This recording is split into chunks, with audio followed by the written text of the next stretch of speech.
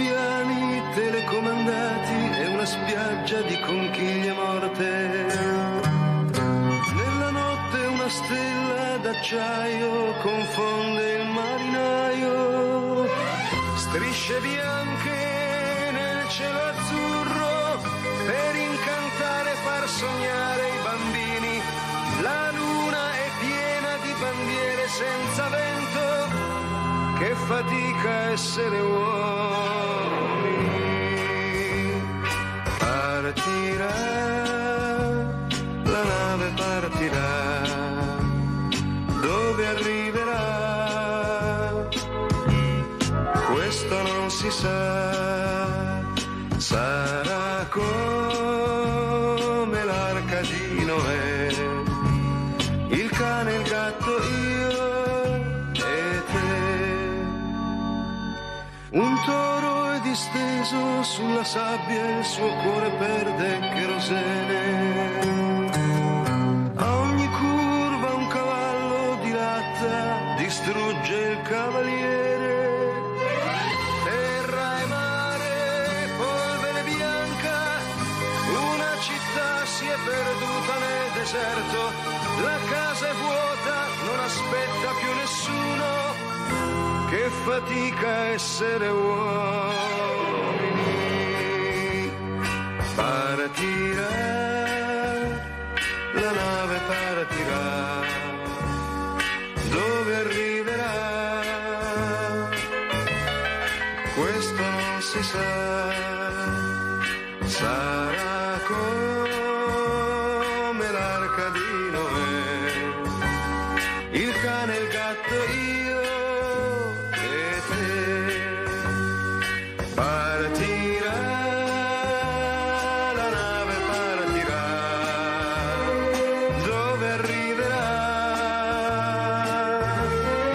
Questo non si sa, sarà come l'arca di Noè, il cane, il gatto, io e te.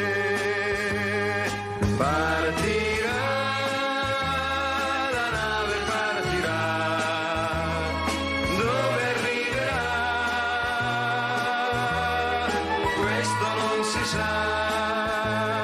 sarà come l'arca di Noè, il cane, il gatto, io e te. Partirà, la nave partirà, dove arriverà? Questo non si sa, sarà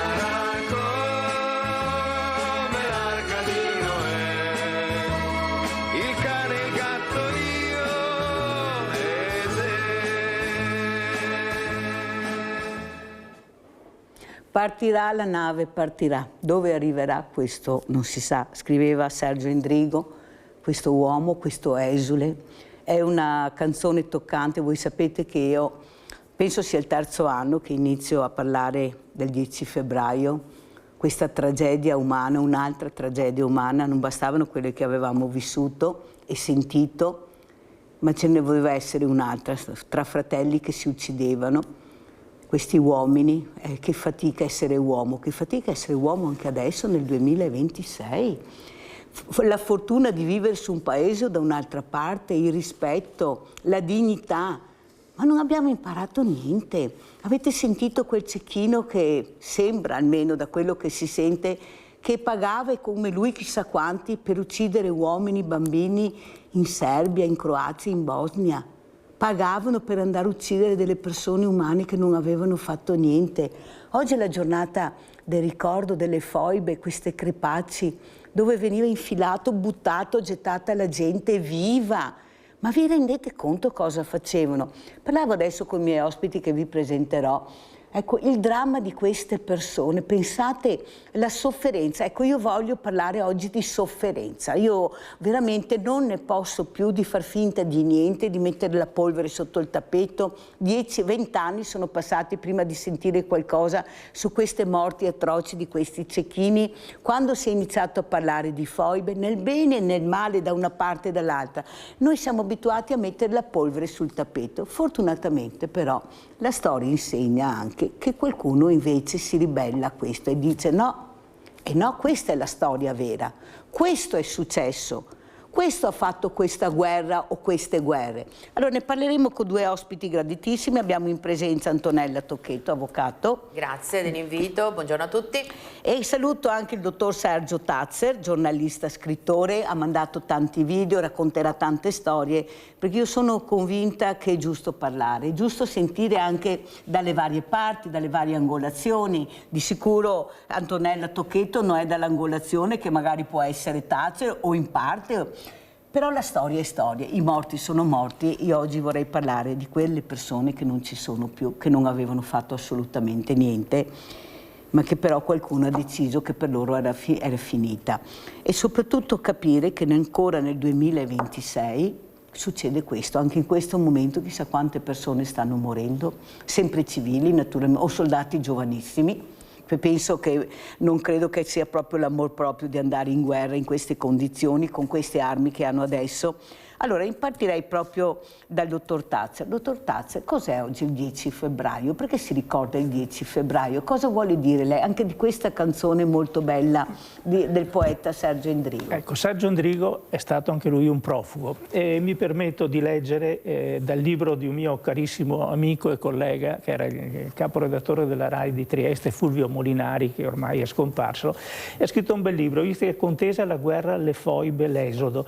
E inizia così: la più bella era Laura Antonelli, il più senilmente giovanile lo stilista Ottavio Missoni, che oltre a intrecciare colorate stoffe si fregia del titolo di sindaco del comune di Zara in esilio, il più intimista Fulvio Tomizza, che io conobbi e del quale fui amico, che racconta le lacerazioni della gente di confine, il più musicale, ecco arriviamo, Sergio Endrigo, che canta il suo paese laggiù lontano, era polesano, sulle note di un motivo con cui i soldati servi buttati oltre l'Adriatico dagli austro-ungarici durante la Prima Guerra Mondiale esprimevano la struggente nostalgia per la loro terra, Tamo d'Aleco, Preco Mora, laggiù lontano oltre il mare, profughi sostanzialmente, profughi che furono male accolti.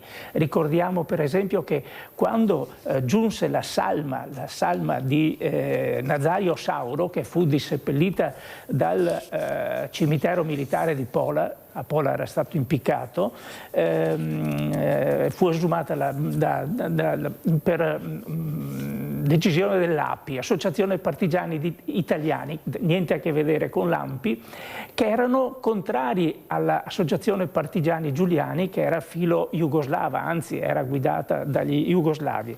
Ecco, e quindi fu imbarcata sul Toscana, sul Pirofano. Mandiamo anche le foto per cortesia dalla regia che ha mandato il dottor Tazzer, grazie, prego. Fu imbarcata sul piroscafo Toscana e la mattina dopo arrivò ecco qui vedete le foibe, arrivò a Venezia. A Venezia fu accolta da gruppi di manifestanti filocomunisti, i quali erano stati mobilitati da un foglio locale, il quale scriveva: arrivano i pescecani, con i loro figli ben pasciuti, arrivano i capitalisti, i fascisti che sfuggono alla giustizia dei compagni jugoslavi per non rispondere dei crimini commessi contro il popolo.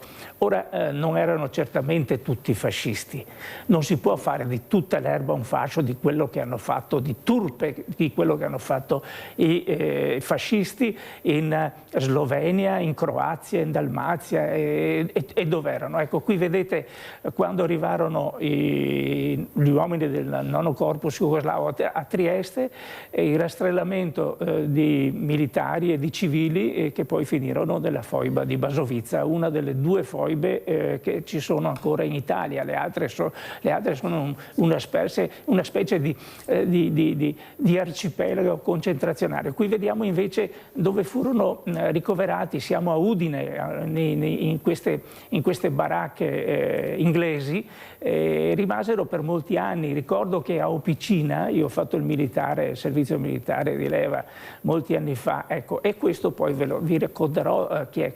Questo è Pier Antonio Quarantotti Gambini, un grande personaggio del quale parlo più tardi, dopo che lascerò la parola. Comunque, pensate, a Opicina, fino a non molti anni fa, c'erano ancora i profughi giuliani e dalmati nelle baracche. Hai capito? Allora, questa era la realtà. Avvocato Tocchetto, come guarda queste foto? Cosa le viene in mente? Come ricorderà lei oggi il 10 febbraio? Dalla sua angolazione, naturalmente, che non è quella di cui sta parlando il dottor Tazzer, anche se bisogna dire che qui non è questione di politica, qui è questione di dignità, di sensibilità, di capire che la ragione delle volte non sta solo da una sola parte, ma sta da ambo le parti. Ci sono due rovesci della medaglia, da una parte e dall'altra. Prego, avvocato. Allora, il dottor Tazzer sicuramente è da questo punto di vista preparatissimo dal punto di vista storico di questa vicenda.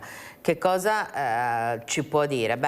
Qualcuno diceva che l'uomo è una bestia, ma l'uomo era una bestia 2000 anni fa e continua nel 2026 ad essere una bestia. Quella vicenda che oggi ricordiamo delle foibe è comunque una vicenda terribile, perché ci sono stati tantissime persone che hanno perso la vita, a prescindere da per cosa come dire, combattevano, sia che fossero fascisti, sia che fossero i cosiddetti comunisti che volevano in qualche modo una Jugoslavia di sinistra titina, diciamo. E sono morte tantissime giovani donne violentate, e quindi questa... Norma Cossetto è un simbolo, eccola in fotografia.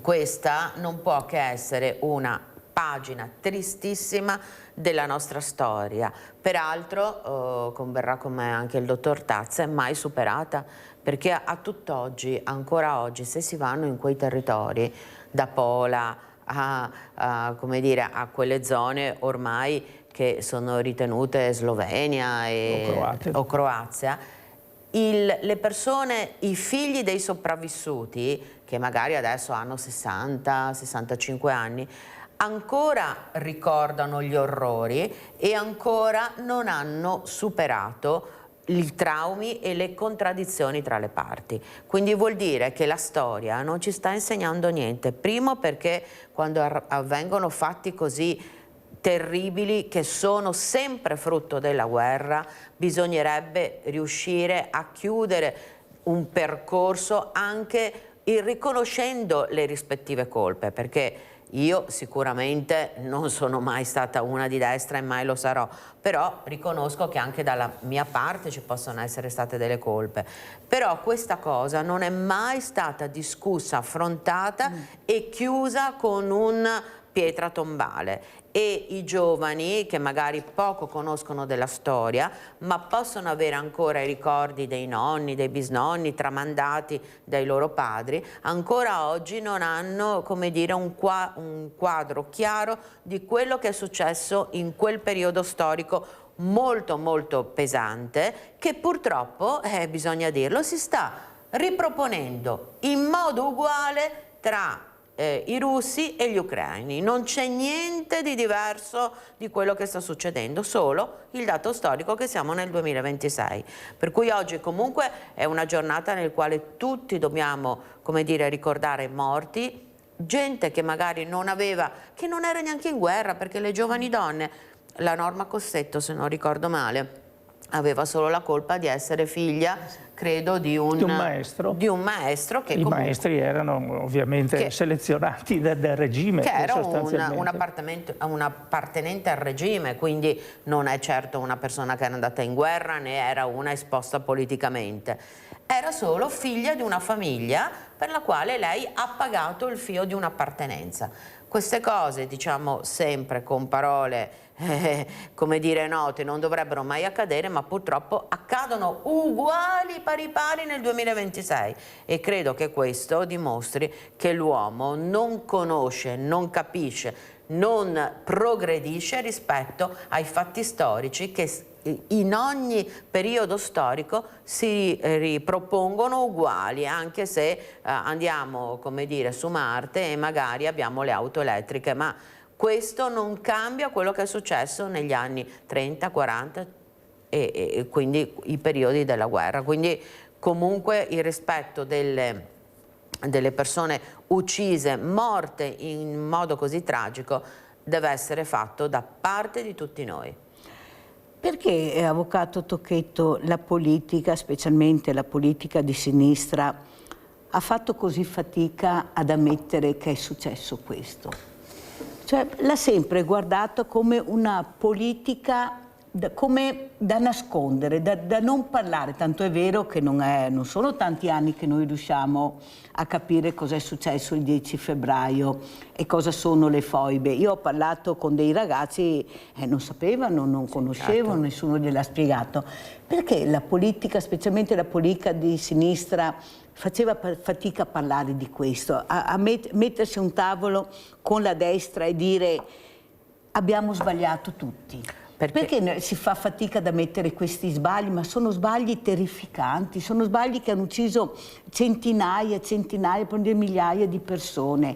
Perché fa fatica la politica a fare squadra su drammi così che coinvolgono tutta l'umanità? Perché non è che coinvolga solo, coinvolgono l'umanità, come stiamo dicendo adesso. L'Europa che non riesce a fare squadra per mettere fine a questa guerra atroce che lei sta spiegando che non è cambiato niente, cambiano le armi ma i morti sono morti e le tragedie e le violenze sono uguali, non ce n'è per nessuno. Perché si fa così fatica la politica a fare squadra, a sedersi attorno a un tavolo e ragionare perché questo non accada più?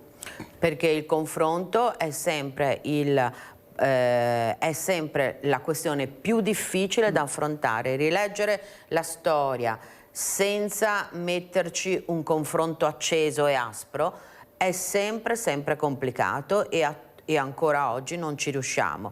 Io penso che dovremmo seguire più il Presidente della Repubblica Mattarella, che su questo sicuramente non è un uomo di destra, su questo ha richiamato al rispetto dei morti e anche a superare, anche dal punto di vista storico, le contraddizioni che ci sono state. Ancora oggi, come dicevo prima, sono delle ferite aperte e queste ferite aperte comportano che comunque anche ad un confronto, anche se vogliamo un confronto pubblico, gli scontri ideologici di appartenenza sono difficilmente superabili e non credo che ci sia una ricetta per farlo. Bisognerebbe veramente, come dire, crescere dal punto di vista storico, ma a tutt'oggi non siamo ancora pronti. Tanto è vero che oggi avrei dovuto avere ospite, come sempre, Silvano Olmi del Comitato 10 febbraio, collegato di solito da Roma con noi. Invece questa mattina sono proprio dal Presidente Sergio Mattarella che li riceve, perciò capite come sta spiegando Antonella Tocchetto questo dialogo che si inizia con una delle massime istituzioni che abbiamo e per loro essere ricevuti dal Presidente Mattarella è una cosa grande. Io parlavo ieri con Silvano e diceva: guarda Mirella, per noi è veramente un onore, un ricordo veramente che rimarrà nella storia. Ecco, ammettere che c'è stato questo disastro umano, si può dire, dottor Tarzi, disastro umano? Un disastro umano e politico.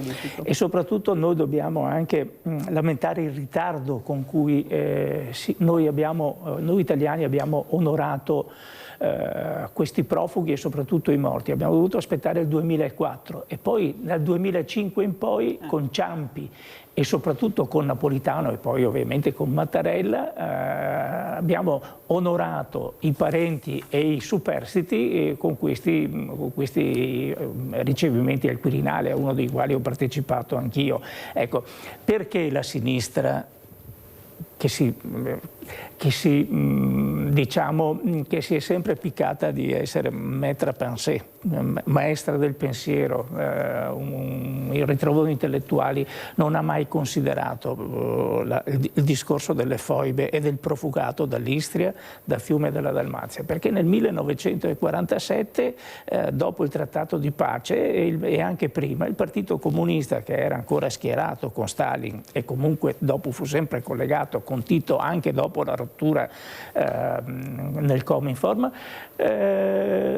fu contro i profughi. Per esempio la moglie di Togliatti, Rita Montagnana, allora non riconosceva ai profughi nessuna dignità, e il ministro dell'agricoltura Emilio Sereni, tanto per fare, tra l'altro uno dei più dialoganti allora, aveva fatto parte anche del CLN Alta Italia, chiese di fermare addirittura l'afflusso dei profughi. A Bologna, città di sinistra, comunista a quel tempo, è nota per il 18 febbraio del 47 per essersi caratterizzata con il treno della vergogna, cioè i ferrovieri comunisti e simpatizzanti scioperarono perché non volevano che il treno che arrivava da Ancona, dove erano stati sbarcati dal piroscafo Toscana e stavano per essere portati alla Spezia, fosse rifornito, cioè la Pontificia Opera di Assistenza, la POA e la Croce Rossa Italiana avevano preparato dei panini, del latte per i bambini e per gli anziani, e fu assolutamente vietato che fosse dato da mangiare a costoro, e il latte addirittura fu versato sulle rotaie. Allora apriamo il centralino perché c'è il nostro Rinaldo che è un pezzo che aspetta. Rinaldo, non sarai andato a bere un caffè? Ci sei? No, Mirella, eccolo qua il nostro Rinaldo da Venezia. Vai Rinaldo. Ciao Mirella e buongiorno ai tuoi ospiti. Dell'esodo del povero di Istria mi ricordo benissimo, perché i sforati del povero di Istria, c'era a scuola con Bernardo Canal ai Frari, e dopo ancora adesso a Trieste, il porto di Trieste, dei esemoni di Roma, chi portava questi poveretti con la speranza di tornare in Dio, e il porto di Trieste che ancora magazzini pieni di sta roba adesso qua, e dopo i fogli era non a cattiveria, ma porcheria, ma su tutte le guerre, ha fatto tutte queste robe, perché i vincitori dopo si accanisce contro chi che deve stare, che non ha la colpa. E c'è roba che è colpa dell'uomo, non c'entra la politica, non bisogna andare fuori, fare una roba del genere, migliaia di persone, che abbia avuto quante colpe che ti vuoi, ma come si sta a buttare la gente viva? E dopo per tanti anni tutti sciuti, perché andava bene così. Al mondo è cattivo, però ricordiamoci che sta roba le faremo tutti, perché tutti che ne sta in mezzo, o male o bene moriremo tutti, e faremo tutti, è gente giusto. Ma da pare sia roba, adesso nel 2025, queste cose bene in tutto il mondo. E avremo intelligenza artificiale, con le Olimpiadi, perché sia un paese pieno di scheri, pieno di qua, pieno di là. Va bene, adesso ci passeremo, e c'è gente che ha fame, ma io da 700.000 lire a uno che fa 6 serate per presentare il festival. Chissà quanta gente povera che ha bisogno di mettere posto. Ma dove riesce a vero? La televisione nostra italiana che fa schifo. Cosa fa la televisione? Tutte le robe di Comarode, di Don, ma cosa ne interessano gli altri? Mi voglio dire al Presidente della RAI, a Rossi, dare un'occhiata anche sulle reti private, e se 1000 volte meglio di quello che facevano gli altri, e non paghiamo niente. Mi sarei disposto a cavarmi dalla RAI e pagare un canone sulla vostra televisione privata. Grazie, grazie Rinaldo caro, grazie, fa molto piacere sentire, soprattutto il ricordo è giusto farlo. Andiamo a vedere proprio questa perle del ricordo che ha mandato, e ringrazio il dottor Sergio Tazzer proprio per il ricordo. Andiamo a vedere.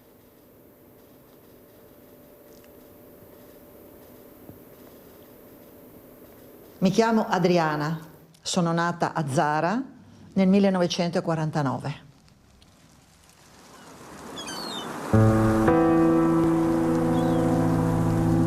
Il dramma dell'Esodo è per definizione il dramma della lacerazione sociale e familiare, perché viene estirpato un nucleo costretto a andarsene in un'altra terra perché la sua non è più la sua terra. Quindi c'è stata la decisione sofferta dopo un lungo dibattito, partire o restare, partire o restare. La soluzione era partire.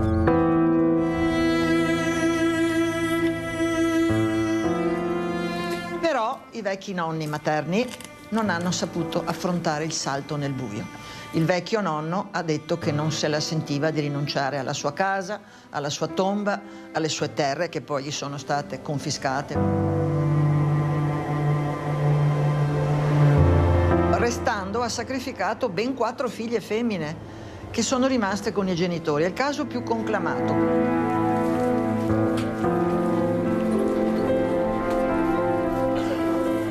Sono Italia, sono nata a Stridone di Portole il 16 marzo 1942.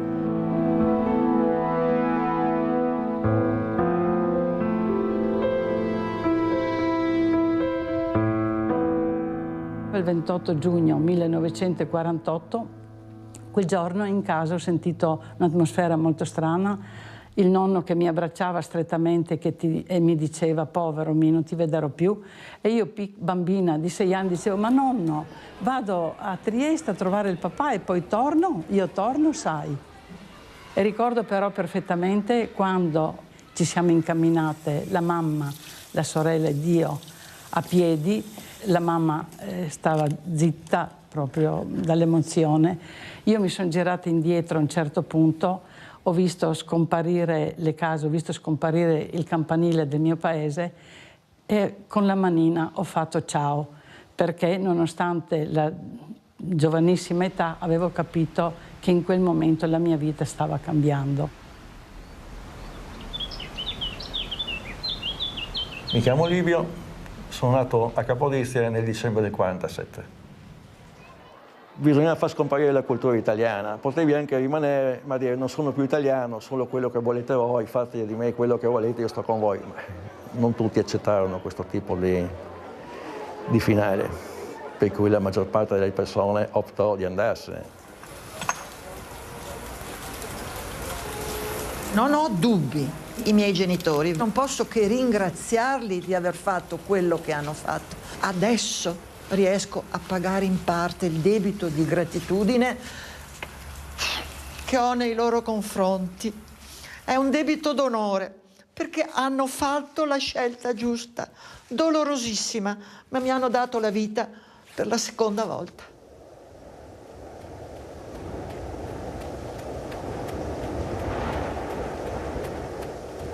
Sono Francesco, sono nato a Rovino d'Istere il 23 dell'8 del 34.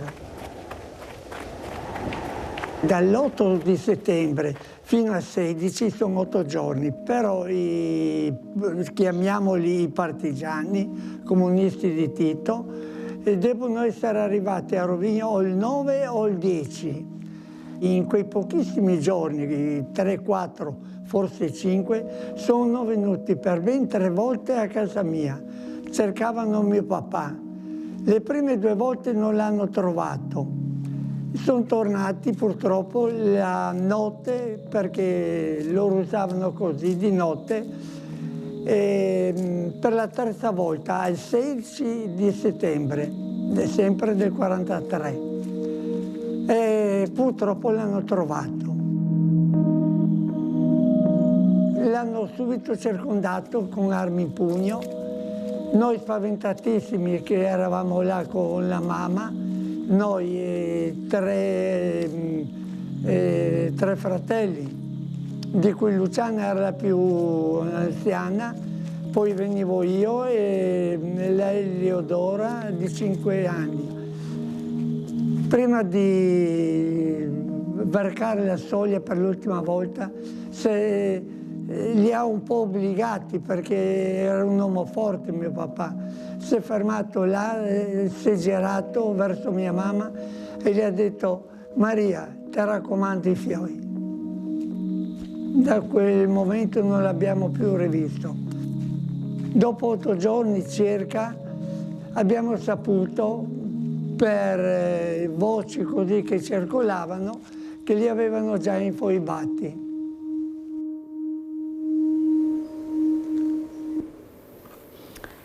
Dottor Tazzer, e lo chiedo anche ad Antonella Tocchetto, si può dimenticare la paura, il terrore e si può ricordare così lucidamente? Avete sentito nei minimi particolari dopo tanti anni, perché si dice a una certa età la memoria vacilla, ma questa è una memoria ferrea. Questi uomini, queste donne che l'hanno vissuta non dimenticano una virgola, un punto, un dettaglio.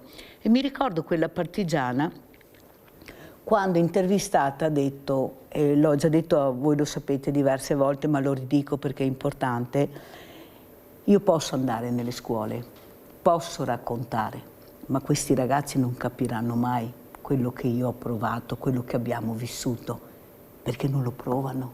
Solo chi ha provato può capire l'orrore, la disperazione, la violenza.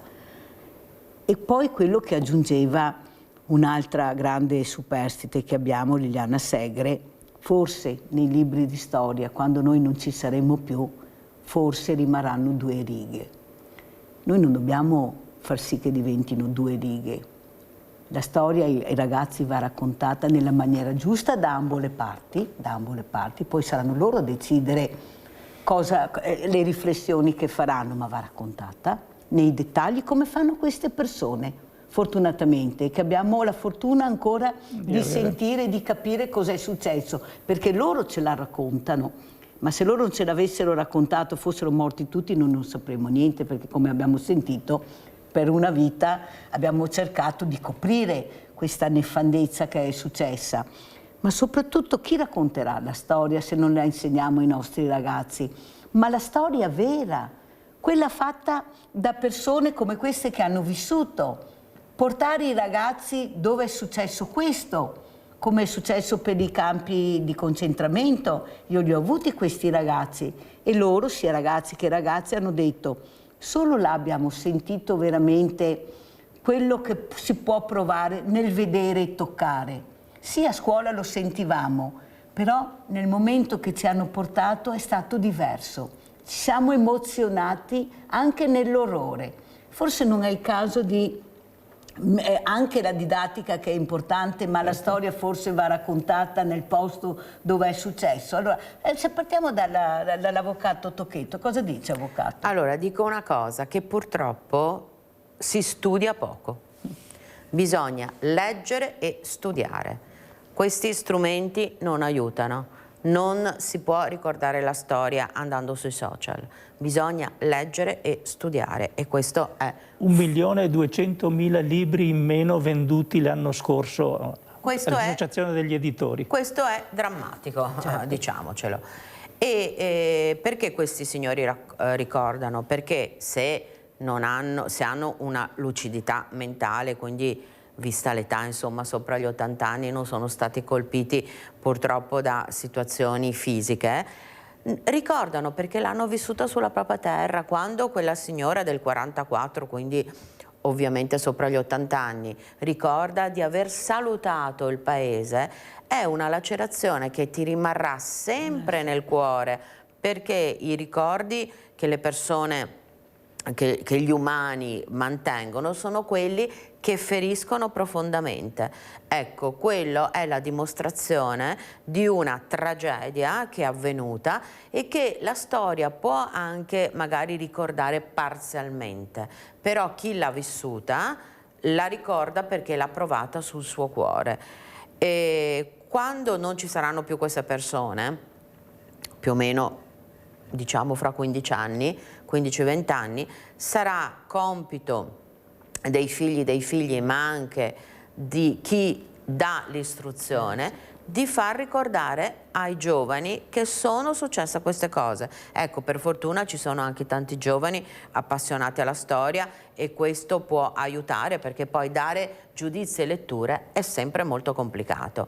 Però che cos'è che ne possiamo trarre da queste vicende? È che purtroppo non abbiamo imparato niente, non abbiamo imparato assolutamente niente, e ad oggi, anche nella nostra Italia del 2026, ancora oggi si fa fatica a parlare di queste cose, e se noi andiamo anche a berci un caffè subito dopo il confine in Slovenia, ancora oggi qualcosa rimane. Io ricordo che pochi anni fa, bevendo proprio un caffè con degli amici, dovevamo andare giù oltre la Croazia, mi dissero: ah, andate nella terra dei nemici, cioè perché poi anche le vicende del 1990 non sono state superate, no? In quel territorio molto martoriato, perché la Jugoslavia, ex Jugoslavia adesso altri piccoli stati ancora oggi non hanno superato le contraddizioni tra i popoli che ci sono al loro interno.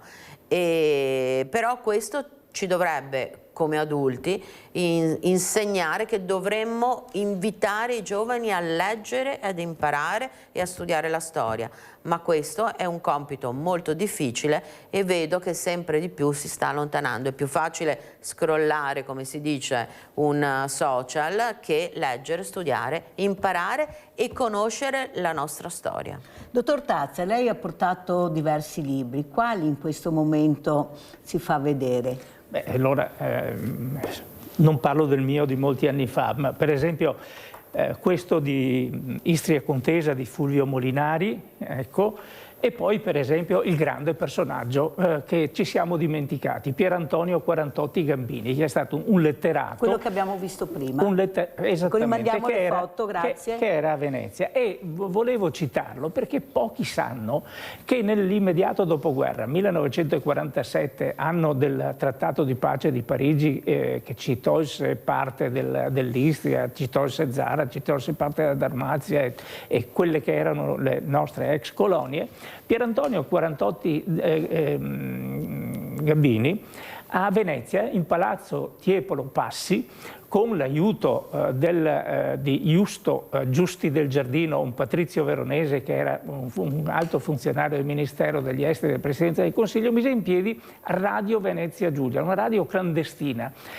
Poi da Palazzo Tiepolo Passi si spostarono in Calle degli Avvocati, all'ultimo piano, dietro una parete posticcia, mentre l'antenna trasmittente era situata in una zona militare al Lido di Venezia. Radio Venezia Giulia iniziò il 3 novembre del 47, il giorno di San Giusto, e mi piace ricordare come iniziò. Oggi 3 novembre, giorno di San Giusto e anniversario della redenzione di Trieste, una voce libera parla finalmente agli italiani della Venezia Giulia. Dopo anni e anni di oppressione fascista, nazista e sedicente progressista, una trinità che soltanto nel nome si distingue, ma che nella sostanza e nella forma è identica. La nostra voce è nel primo istante una carezza affettuosa di fratelli a fratelli, di figli a padri rimasti nel carcere jugoslavo, di spose ignote dove essi languono, dove forse lentamente si ripete, eccetera, eccetera. È interessante anche vedere chi erano i collaboratori. Io mi sono tirato fuori alcuni. Marcello Spaccini, che si occupava della parte tecnica e che fu sindaco democristiano di Trieste, poi Ugo Milelli del Corriere della Sera, che si occupava della rassegna stampa.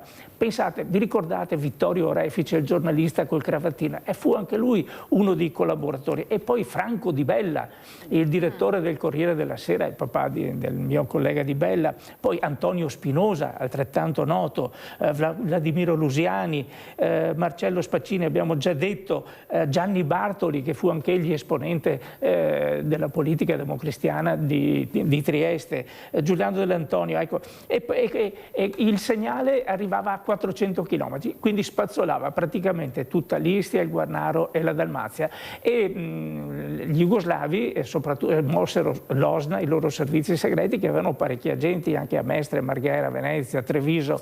Ricordo anche a Treviso ci sono stati dei fatti, ma andremmo troppo distanti con questi discorsi. Ebbene, questa radio fu poi chiusa nel 1949 e fu assorbita dalla RAI. Radio Venezia trasmetteva Radio Venezia per Venezia, l'ora della Venezia Giulia, che adesso viene ancora trasmessa dalla RAI di Trieste. Avevano capito allora che era una radio importante e perciò è stata assorbita, avevo capito il lavoro che aveva fatto. Giusy, vai Giusy! Ciao Mirella, buongiorno Ciao. ai tuoi ospiti. Intanto Mirella ti faccio i complimenti perché ti ha invitato ieri la Chiara Ercetti, bravissima e molto vera, Mirella. Grazie. Molto ma molto Grazie. vera di quello che dice. Grazie. Poi volevo fare che ho sentito il figlio di Anna Fogarazzi per televisione che sta presentando un libro, Senza tacere mai. Se posso averlo detto qui, ma siccome che l'ha detto anche lui in televisione, Senza tacere mai, Anna Fogazzari. Vi saluto, grazie. Grazie a te cara Giusy, pubblicità.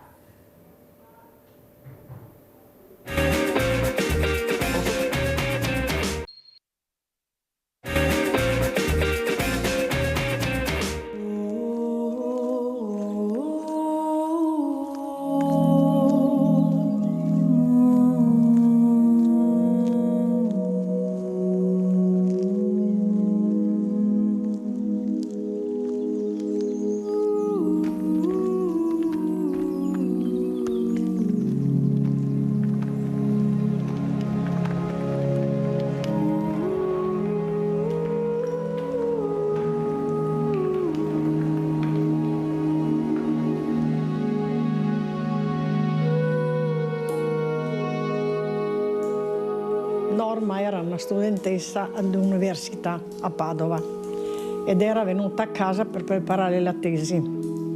E alla sera è venuto uno che conosceva molto bene lei, è venuto a prenderla con la moto per avere qualche informazione a Parenzo, che dovevano farle delle domande. Cercavano il papà, non l'hanno trovato e allora si sono versati su di lei, vero? È andata e ritornata la sera, diceva la mamma, raccontava dopo, e anche la sorella che già era triste. Non parlava, non voleva dire, lei non scendeva in campo per collaborare con loro. Vero? E la casa già di sera era circondata dei poliziotti, perché lei non scappasse, si vede. Questo abbiamo saputo dopo. E al mattino sono venuti di nuovo a prenderla, che avevano ancora qualcosa di chiederle. L'hanno portata via la stessa sera con un camion e assieme ad altri la stessa notte che l'hanno fatta camminare a piedi nudi per il sentiero, sulla terra, sull'erba proprio, vicino a questa foiba. Poi quello che è successo, per quello che hanno raccontato tutti, che è stata violentata tantissimo prima di buttarla in foiba. Il papà è tornato da Trieste il giorno dopo e allora è andato a Castelliero, un paese vicino al comando, dove era il comando, e ha chiesto se sapeva qualcosa della Norma. Le hanno detto che venga la sera e che troverà la Norma. E lui è venuto la sera assieme a Mario Bellini, che era il marito di una cugina di Norma. È andato lì e sono stati presi tutti e due, buttati in foiba tutti e due loro, non è tornato più nessuno. Mi chiamo Erminia, sono nata a Santa Domenica di Visinada al 15 del 4 del 1931. Mio padre apparteneva alla 6ª Legione della Guardia di Finanza, quindi era alloggiato nella caserma di Campomarzio. Già le prime avvisaglie dell'arrivo dei partigiani titini e poi a seguire delle truppe dell'esercito jugoslavo sono entrate in Trieste. Noi, la mia famiglia abitava nel rione di Roiano, parzialmente periferico, abitato anche da sicuramente diverse persone di lingua slovena, e mia madre si è accorta che improvvisamente su tutte le finestre sventolavano bandiere rosse, c'erano stelle rosse un po' da tutte le parti, e quindi sei un po' così impensierita, ha invitato mio padre a soprassedere, a magari rimandare il giorno dopo la sua presenza in caserma. E logicamente mio padre, insomma, davanti a questa proposta ha rifiutato, perché dicendo che non presentandosi in caserma sarebbe stato dichiarato disertore, per cui andò regolarmente in caserma e così andò incontro al suo tragico destino. Antonella Tocchetto, abbiamo sentito queste donne con quanta pacatezza, è come che leggessero un libro. Non c'è dolore, non c'è neppure emozione, stanno raccontando e basta, sono talmente come Edith Bruckner quando racconta senza più odio, pacata, non provo rancore, non provo più niente, lo vediamo anche con queste donne che raccontano, ma soprattutto questa violenza.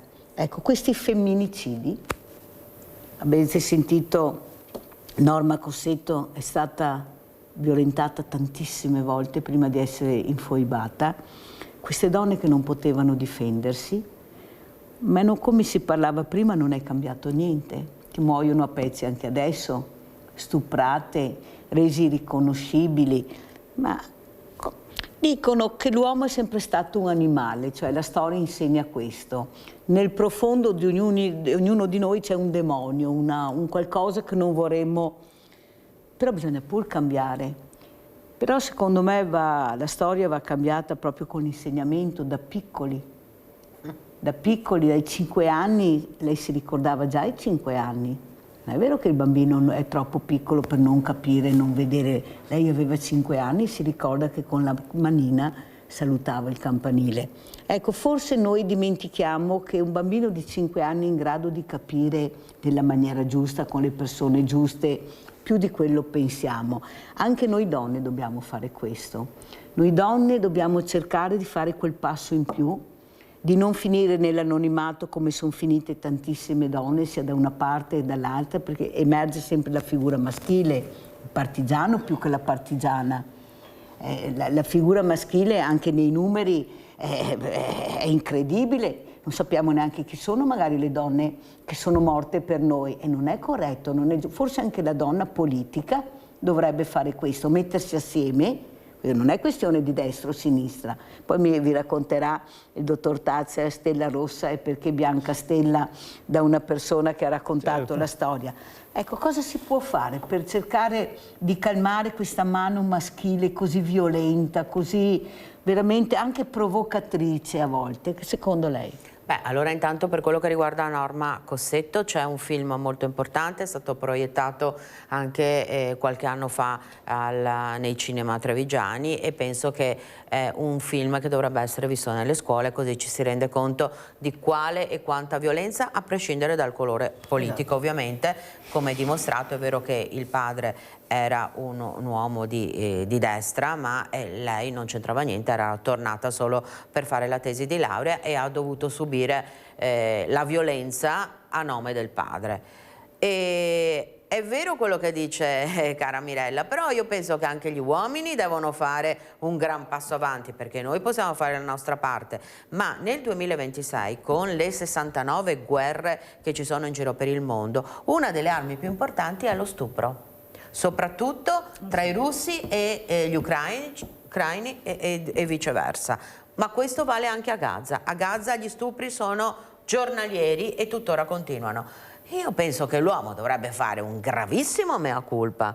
Allora, noi facciamo la nostra parte e sicuramente siamo qui sempre in prima linea, anche facendo politica, denunciando i femminicidi, compreso quello di ieri, e sicuramente quelli che purtroppo continueranno ad esserci. Però l'uomo dovrebbe veramente fare un grandissimo mea culpa e anche, come dire, sentire il peso di tutte le violenze che in questi 2000-3000 anni di vita sulla Terra e molto di più hanno perpetrato. Perché se nel 2026, come dicevo prima, una delle armi più importanti non sono solo i fucili ma è lo stupro, vuol dire che qui l'uomo dovrebbe essere, dal punto di vista del cervello, proprio resettato, e questo è un compito molto molto complesso. È vero, però in parte condivido, nel senso che noi abbiamo fatto, ma non abbiamo fatto abbastanza. Non abbiamo usato forse le armi giuste per far capire a questo uomo che così non può andare. Perché noi alla fine siamo sempre delle crocerossine. Ed è vero, perché lo sentiamo, diamo sempre l'ultima possibilità, nonostante si sappia, ecco, la porta si apre, ti tendo la mano, salgo in macchina, perché non ce la facciamo invece a capire che c'è qualcosa di molto brutto in quella persona con la quale convivi, con la quale ti sei sposata, che hai messo anche al mondo dei figli. Questa donna che ha sempre paura di ammettere che ha sbagliato, che si è messa assieme all'uomo sbagliato, che non lo denuncia.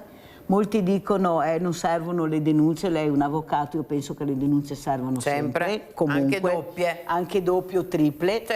Questa donna che fa fatica ad ammettere perché ha paura. Perché ha paura, avvocato?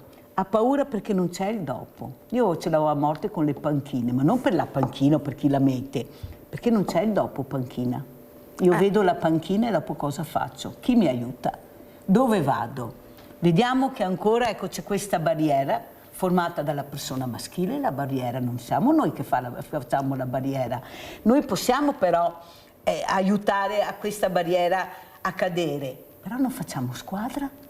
Non facciamo squadra. Noi non votiamo la donna, votiamo l'uomo. È inutile che anche voi che siete a casa. Vorrei sapere quante di voi hanno votato una donna anche le ultime elezioni, indipendentemente dal partito, ma una figura. No, noi votiamo ancora l'uomo, siamo nel 2026, eppure abbiamo... È un tema sempre attuale. Dottor Tazza, come mai succede ancora questo? Perché solo, a mio avviso, sconfiggendo e buttando giù questa barriera, forse riusciremo anche noi ad avere parola, perché fino al momento non mi sembra che abbiamo questa parola, anche nel raccontare la storia. Posto che la colpa è dei maschietti, perché hanno avuto e detengono ancora il potere ovunque, esatto. Devo dire che molto spesso ci troviamo di fronte a donne che si comportano da uomini, nei comportamenti anche politici, questo intendevo dire.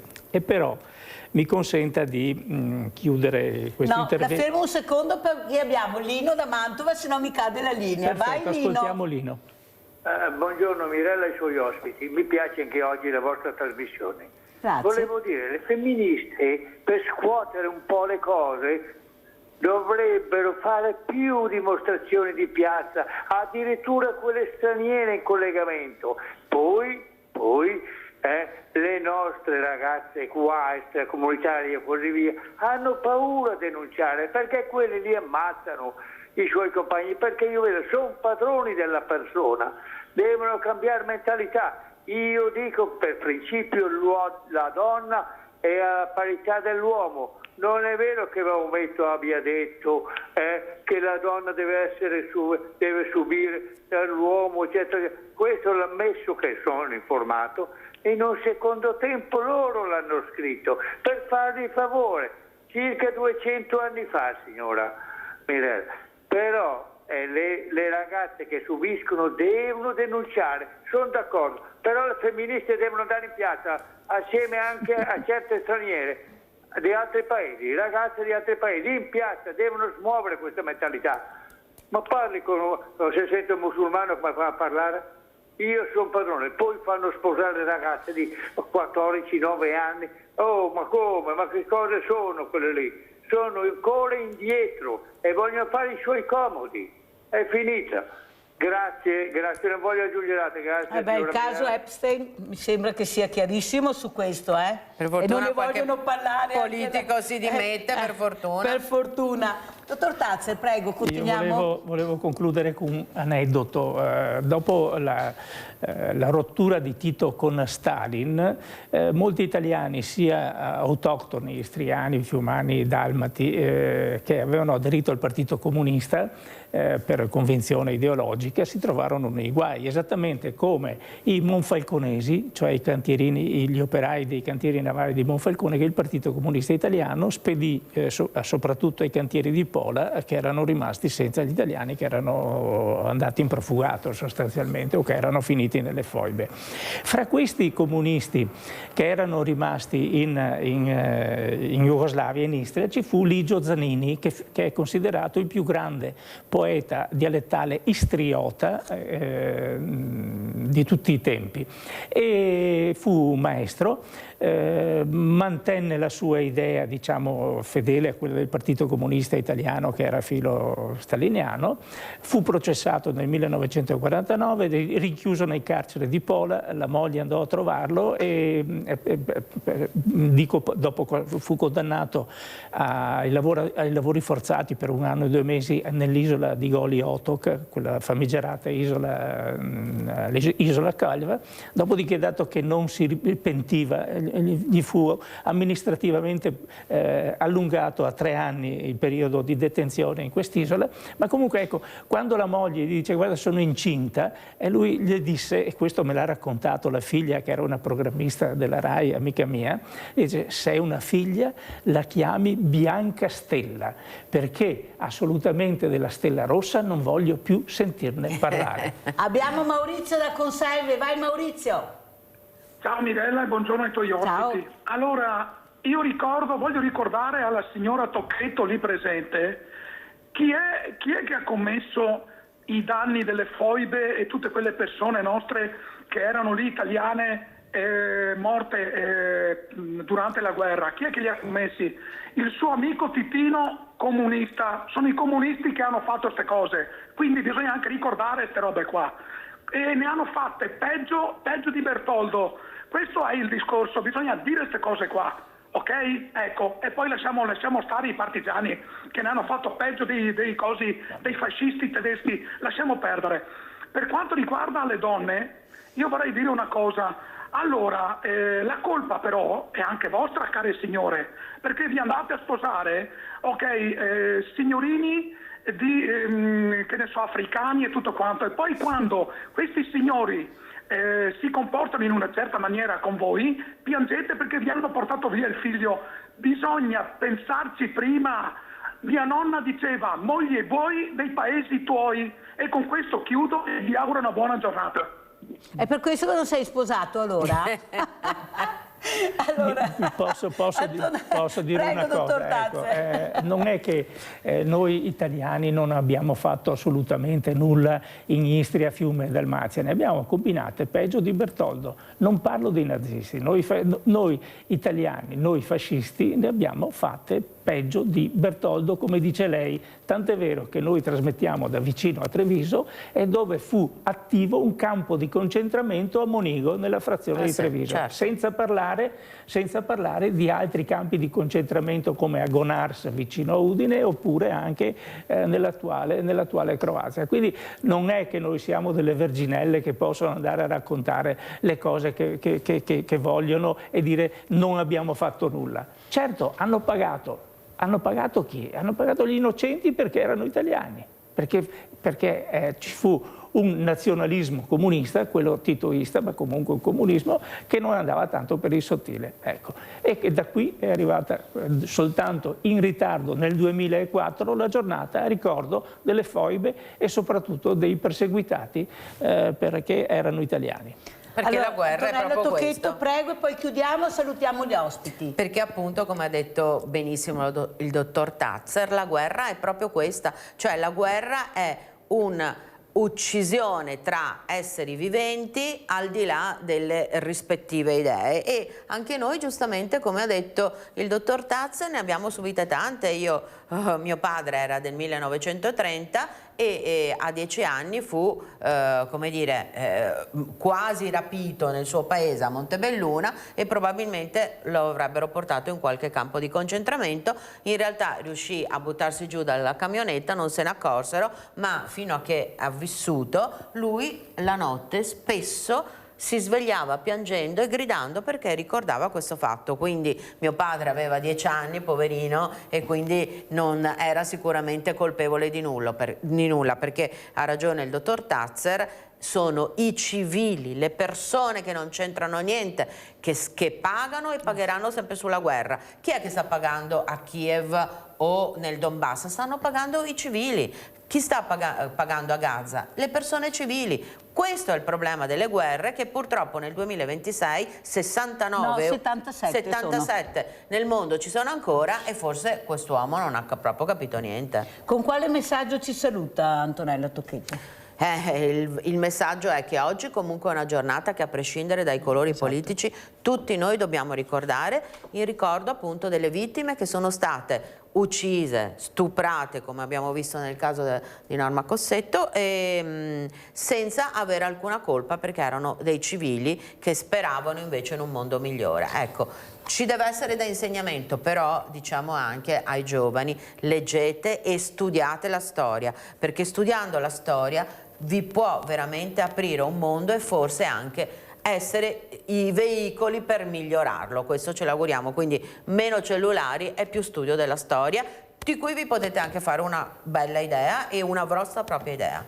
Sergio Tazzer come ci saluta, con quale messaggio? Ne ricordo di quelli che ancora sono sepolti, Tamo D'Aleco, Preco Mora, laggiù lontano, oltre il mare, con la musica di Sergio Endrigo, con la quale noi abbiamo iniziato questa trasmissione. Grazie, veramente grazie al dottor Sergio Tazzer, grazie all'avvocato Antonella Tocchetto, e noi chiudiamo col terzo video, Perle del ricordo, e poi andiamo in pubblicità.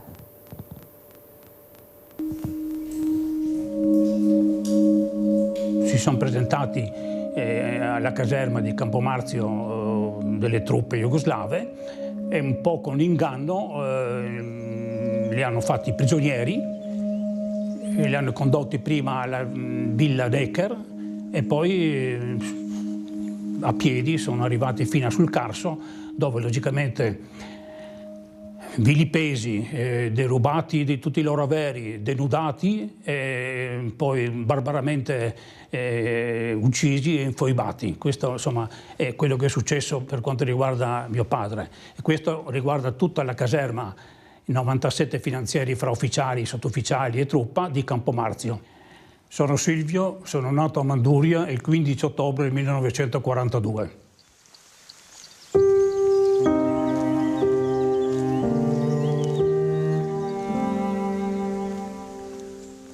Nel 1947, quando siamo andati via, no, ho fatto un trimestre a Pola. Sono arrivato a Roma profugo, quindi io andavo a scuola. I vestiti miei di Pola mi erano piccoli, quelli di mio padre mi erano grandi. Andavo nella scuola frequentata dall'alta borghesia romana ed ero il più ignorante della scuola, vestito da profugo. Io ho incominciato la mia profuganza in questi stati d'animo. È stato un periodo veramente per me drammatico, e ce l'ho ancora dentro. Mi chiamo Livio, sono nato a Pola nel 1930, il 17 di giugno. Noi ci si sentiva diversi, anche noi bambini. Una volta ho incontrato un mio compagno dopo anni e mi ha detto: ma guarda che eravamo tutti uguali. Non è vero, ho detto, non eravamo tutti uguali. Forse era proprio noi che ci si sentiva diversi, anche perché a casa ti continuavano a dire: noi siamo esuli, noi non ci vogliono, e quindi questo fatto qua ci è rimasto appiccicato addosso.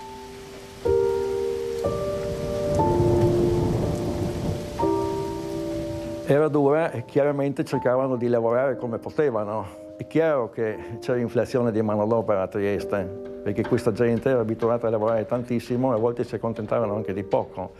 E questo creò nei triestini di allora una certa incazzatura, perché come mi porti via il lavoro, sono in casa mia. Difatti questi esuli dall'Istria venivano anche visti molto male, a volte quasi isolati e spesso offesi. Non era una situazione facile i primi anni.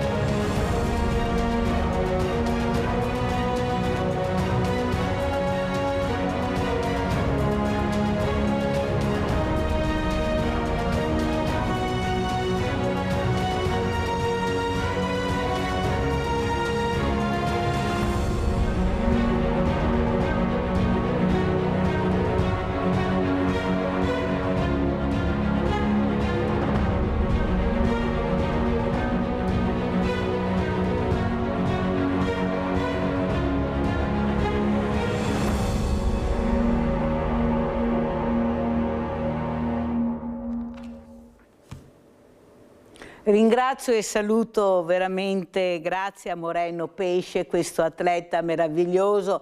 Sai che sono stata sollecitata a richiamarti Moreno perché ho ricevuto dei telefonati, mi dice devi invitare Moreno Pesce, devi invitare Moreno Pesce che è un grande. Allora a questo grande io vorrei leggere questa poesia, Moreno. Oggi è la giornata del ricordo del 10 febbraio, delle foibe, non so se hai guardato qualcosa che ho mandato in onda all'inizio, questi ospiti. Ecco, questi Stavo seguendo le trasmissioni. Buongiorno a tutti gli ascoltatori e buongiorno a te. Grazie Moreno, veramente grazie. Volevo leggerti questa poesia perché ho visto, mi è venuto in mente adesso, quando tu hai brindato con questa croce, ecco, veramente sei arrivato in vetta, ma soprattutto capire l'importanza di quello che si prova. Volevo leggerti questa poesia scritta da un esule che purtroppo è scomparso a 100 anni, ecco, pochi mesi fa, mi ha portato il figlio, che si intitola Ritorno Moreno. Te la leggo. Sono arrivato nel mio borgo con un tricolore in mano, ma nessuno lo degnò di uno sguardo e nessuna finestra era aperta per accoglierlo. Solo un vecchio dalla barba bianca mi venne incontro e mi disse: dammelo e non temere, lo sventelerò io per sempre, anche quando questa terra sarà soltanto un nome. Era il Signore. Perché ho letto questa poesia di questo grande uomo che ho avuto la fortuna di conoscere, di questo esule, chissà se fosse qui, oltre alle poesie, cosa mi racconterebbe oggi, ma soprattutto questo tricolore che noi continuiamo a vedere adesso anche nelle Olimpiadi, ecco, arrivare in cima, molte volte si mette il tricolore. Cos'è il tricolore per Moreno Pesce? E cos'è arrivare alla vetta dopo tanto sacrificio, tanto impegno e soprattutto tanta caparbietà di dire ce l'ho fatta e metto, o brindo, metto il tricolore. Prego Moreno. Guarda, è una bella domanda quella che mi stai facendo. Ti dirò che in questi giorni, vedi, sono dentro, senza fare pubblicità a nessuno, ma sono come organizzatore, come volontario alle Olimpiadi di Milano Cortina al Pallacherli. Quindi mai come in questo momento vedo che cosa vuol dire per alcuni atleti portare addosso quella bandiera con quei bellissimi colori che sono orgogliosi di far vedere al mondo. Questo è uno spirito di sport un po' diverso da come lo applico io, no? Io sono una persona come tutti quanti che magari fa un po' più di fatica ad arrivare in una destinazione o raggiungere un obiettivo, ma che poi come tutti quando arriva in quel posto riesce a esprimere la propria gioia nella maniera, se vuoi, più allegorica possibile, che è quella aprendo una bottiglia, che è un senso che svuoto tutta completamente, quindi non è che me la bevo tutta perché è una questione che di sicurezza per chi ci vede, no? Diamo un messaggio di positività anche in questo giorno, che comunque è un giorno triste per il ricordo delle tante vittime che sono state coinvolte da questa tragedia, ma per noi è comunque una fonte di gioia e di divertimento, perché alla fine non dimentichiamo che quando arriviamo in cima non è finita, dobbiamo anche tornare giù ed essere sani. Quindi, infatti la poesia si intitola Moreno Ritorno. Come? La poesia si intitola Ritorno, infatti, che ho letto. Infatti. Il ritorno è tornare, sai, si va in alto per poi scendere e tornare ad essere delle persone normali e a vivere la vita di tutti i giorni. Credo che le persone coinvolte da questa tragedia, permettimi di parlare anche della giornata, grazie, se magari devio un po', ok. Le persone coinvolte da questa giornata sicuramente non hanno avuto la fortuna di tornare a vivere la propria vita e di conseguenza hanno avuto un trauma, e anche sentirne parlare con quelle notizie di cronaca nera che si sentono nei giorni attuali, quando si apre la televisione al mattino, io la apro per farmi compagnia, capito? Però ogni volta che accendo la televisione e trovo tutte queste notizie di gente uccisa, stuprata, e le sento anche raccontate durante questi incontri, durante queste giornate della memoria, sicuramente non sono dei momenti belli da ricordare, ma servono sicuramente alle generazioni future capire che cosa vuol dire vivere delle situazioni nere e grigie in maniera tale che non vengano ripetute. Quindi il limite nella mente per quanto riguarda i limiti fisici sono solo focalizzate solo in quello che noi abbiamo qui dentro, no? Ma quando ripetiamo certe situazioni, e mi riferisco ai conflitti che sono vivi in questo momento in altre parti del mondo, vuol dire che non abbiamo ancora capito niente, nonostante siano tanto alte certe persone a livello politico, non riescono ancora a ricordare o vanno oltre a quello che le tragedie del passato ci hanno insegnato. Quello che però io traspare... Di mio posso solo... Prego, scusami. Moreno. Di mio posso solo dirti che della mia tragedia, perché anche la mia, se vuoi, è una tragedia, no? Aver perso un arto a 21 anni non è sicuramente una cosa che si può dire sia felicità, no? Io ci rido su adesso, ci ho riso su anche all'epoca, però molte altre persone disabili la ritengono una tragedia, perché passare da uno stato accelerato a uno stato rallentato comporta sicuramente un abbandono e un'accettazione del lutto di aver perso comunque una parte del proprio corpo, come è la gamba. Però quello che traspare, mi hai rubato proprio la domanda che volevo farti. Ecco, non ho più la gamba, non ho più le gambe, non ho più il braccio, non ho più le braccia, però sono vivo. È quello che io sento. Sono vivo, e se ho voglia di superare l'asticella, quella famosa asticella che mi blocca perché non sono più quello di prima, forse riuscirò a riprendere in mano la mia vita. Questo me l'ha detto anche una persona che è diventata cieca a 32 anni, cieca completa, l'ho avuta ospite pochi giorni fa, Moreno, quale ha detto: pensavo di aver perso tutto nella mia vita, perché un conto è nascere ciechi, un conto è diventare ciechi completi a 30 anni passati, e soprattutto un giorno ero chiuso in casa, non uscivo più, non avevo più amici, non avevo più niente, ho deciso di uscire, ecco, di superare quell'asticella che mi impediva di vedere che la vita è anche oltre l'asticella. L'importante è avere il coraggio di osare, quello che hai fatto tu. Sono vivo, ce la posso fare. Io ti ho ricordato anche Fulvio Marotto come te. Sono vivo, io non devo rimanere in sedia a rotelle, devo alzarmi da questa sedia, perché parte tutto dal cervello, ma non è facile. C'è chi riesce e chi no, ma voi siete gli esempi. Ma come mai vi vediamo così poco, Moreno? Dovreste essere nelle televisioni tutti i giorni, negli ospedali dove c'è la riabilitazione, ad aiutare quei ragazzi che non riescono a superare, o ragazze, questa asticella, perché sono depressi, come hai detto tu. Non è facile accettare di non avere più la gamba o il braccio o fare la vita di prima. Ecco, perché, io lo chiederò anche di dovere, perché non vi danno la possibilità invece di aiutare di più? Voi già lo fate, è vero Moreno, e ti ringrazio te, ringrazio Fulvio e tutte le persone, uomini e donne che sono in prima linea per aiutare. Però bisogna andare oltre, perché ci sono tante persone che non ce la fanno, non sanno neppure che ci siete. Ecco, cosa vuoi dire, Moreno? Diciamo che la tecnologia al giorno d'oggi ci permette di documentare, essere disponibili, essere contattati attraverso i social media.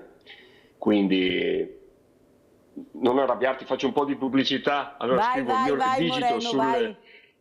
digito tranquillamente il mio nome su Google col telefonino che ormai abbiamo tutti in tasca, e se serve qualche informazione, come è successo con alcune mogli, alcune compagne che preoccupate perché cosa è successo al marito. Recentemente una signora mi ha contattato per chiedermi informazioni su come fare per prendere, trovare, comprare, ritornare, fare.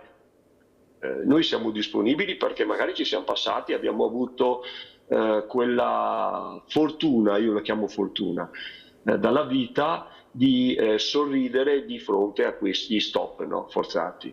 Non è semplice per tutti gestire e accogliere queste situazioni col sorriso, però avendo una persona che vive la stessa criticità magari si può prendere una via che è un po' diversa da quella che è quella dell'oblio, del rimanere chiuso in casa. Io ci sono passato per quella via lì, quella sensazione in cui si dice è tutto perduto, che cosa posso fare?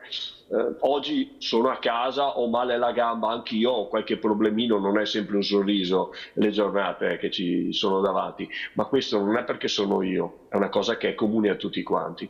L'importante è riuscire a trovare in quel piccolo barlume di luce che c'è fuori, visto che c'è il sole e una bella copertura di neve che nei giorni scorsi è arrivata abbastanza importante qui anche in Auronzo, ci permette di trovare il sorriso in piccole cose, in piccoli gesti. Avere delle persone che sono accanto a te ti fanno sentire importante anche per piccoli momenti della giornata, aiutano noi stessi a essere ricaricati. È una cosa che vale per me come per altri e che ci permette in caso di criticità di essere aperti al mondo, a ricevere alcune domande o informazioni o anche una semplice telefonata di cortesia.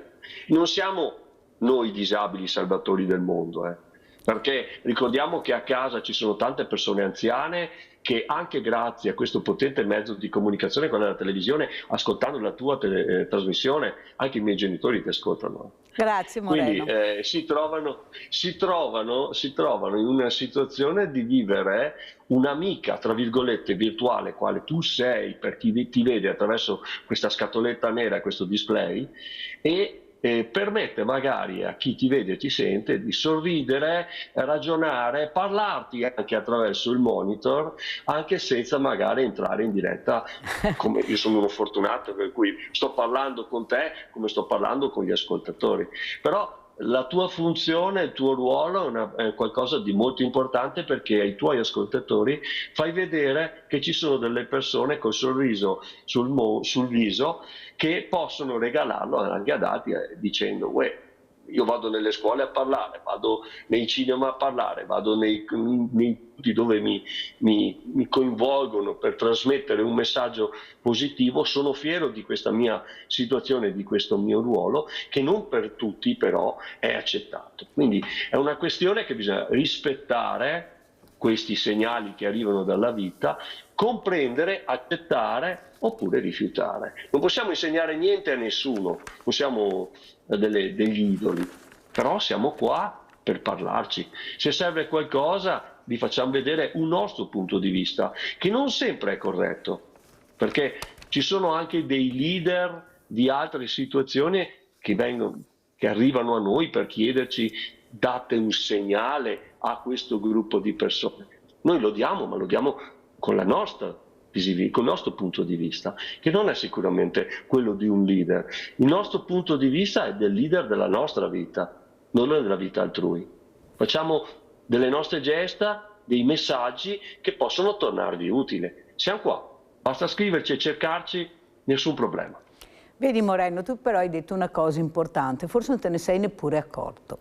Ne avevamo parlato prima con gli ospiti precedenti, specialmente con Antonella Tocchetto, quando io ho detto che le donne devono fare quel passo in più per far capire l'importanza all'uomo di quello che succede, di quello che non deve fare e che può fare e che può fare.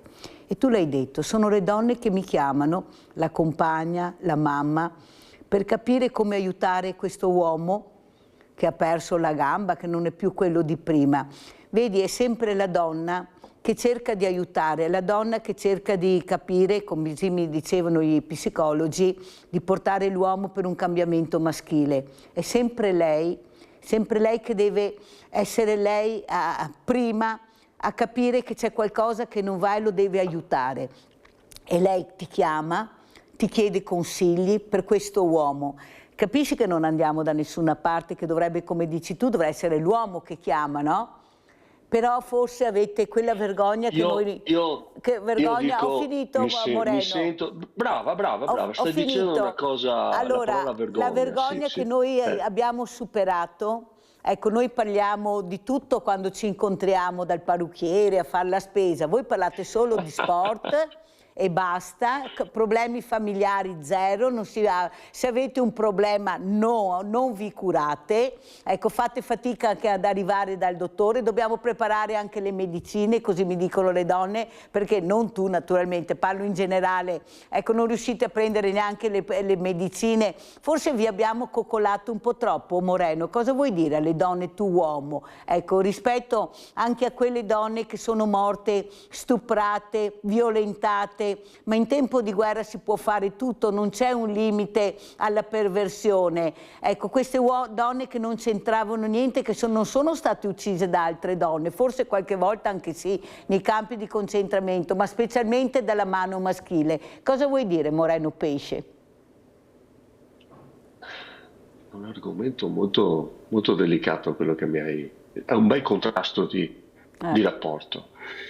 Il fatto che in casa, tra virgolette, comanda la donna, sono d'accordo con il tuo pensiero, perché alla fine il clima in famiglia lo fa sicuramente la donna, proprio per come l'uomo è fatto. Io stesso posso dirti che se una donna arriva a prendere per mano il marito, il figlio,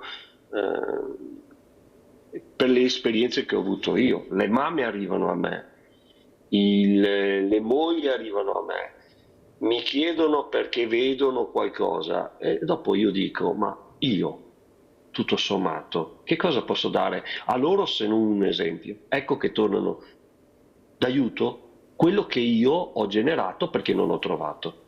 Un social media aiuta a generare delle informazioni che prima non c'erano. Ok, le abbiamo fatte, abbiamo messo su YouTube, il mio canale c'ha 100 e passa video dove vedi che cosa si può fare con una protesi, rinascere e via discorrendo. Il fattore donna invece è un fattore molto importante, perché nella nostra società, nella nostra cultura, ricordiamoci che a metà degli anni del 1900 è stato dato il voto, mi pare, alla donna. Adesso non ricordo esattamente la data, però non è tanto che... Grazie alle mondine, grazie alle mondine. siamo riusciti ad avere il voto, grazie alla figura femminile che sono le mondine, io le ricordo spesso. Prego. Ecco, non sono tanti giorni che c'è stato l'anniversario di questa data storica, no? E non la ricordo, perdonatemi, ma so che è di questi giorni. E il valore della donna a fianco all'uomo è indiscutibile. Si rispetta però anche il fatto della solitudine, che sia essa in una donna o che sia essa in un uomo.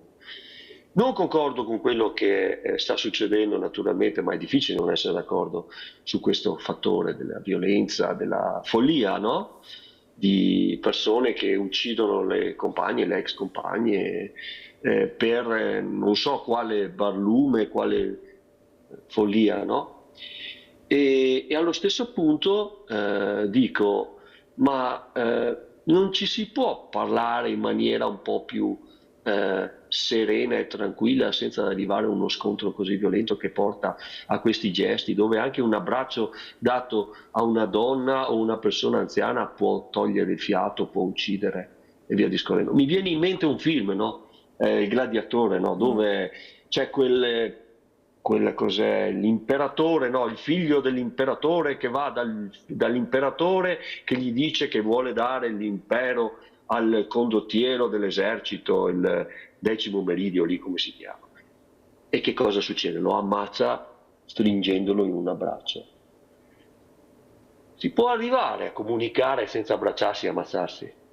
Si può arrivare a un abbraccio dove in quell'abbraccio c'è una comunicazione di bene, rispetto. Moreno, lo deve decidere l'uomo. Mi sembra che a capo di queste potenti nazioni ci sia l'uomo che ha deciso. Io sono convinta che se ci fossero le donne non avremmo 77 guerre. Guarda, sono proprio convintissima di quello che dico.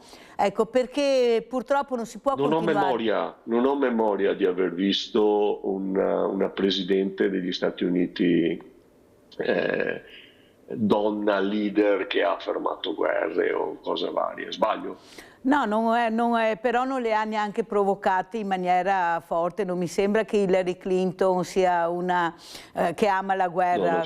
Mi viene in mente Hillary Clinton, per non parlare di Michelle Obama, questa donna che accompagnava questo importante uomo, ma che suggeriva molte volte all'uomo, ad esempio, la sanità, questa sanità che era riuscita anche a far capire a Obama che doveva fare qualcosa anche per i poveri, per quelli che non potevano permettersi l'assicurazione. Vedi che è sempre la donna che muove la pedina per cercare di arrivare ad aiutare. Ecco, questo che volevo dire. Dopo ci sono casi e casi, è logico. Però quello che volevo anche capire, Moreno, visto che abbiamo parlato anche di donne, intanto facciamo i complimenti e un abbraccio grande a questa sciatrice che è ricoverata qui a Treviso.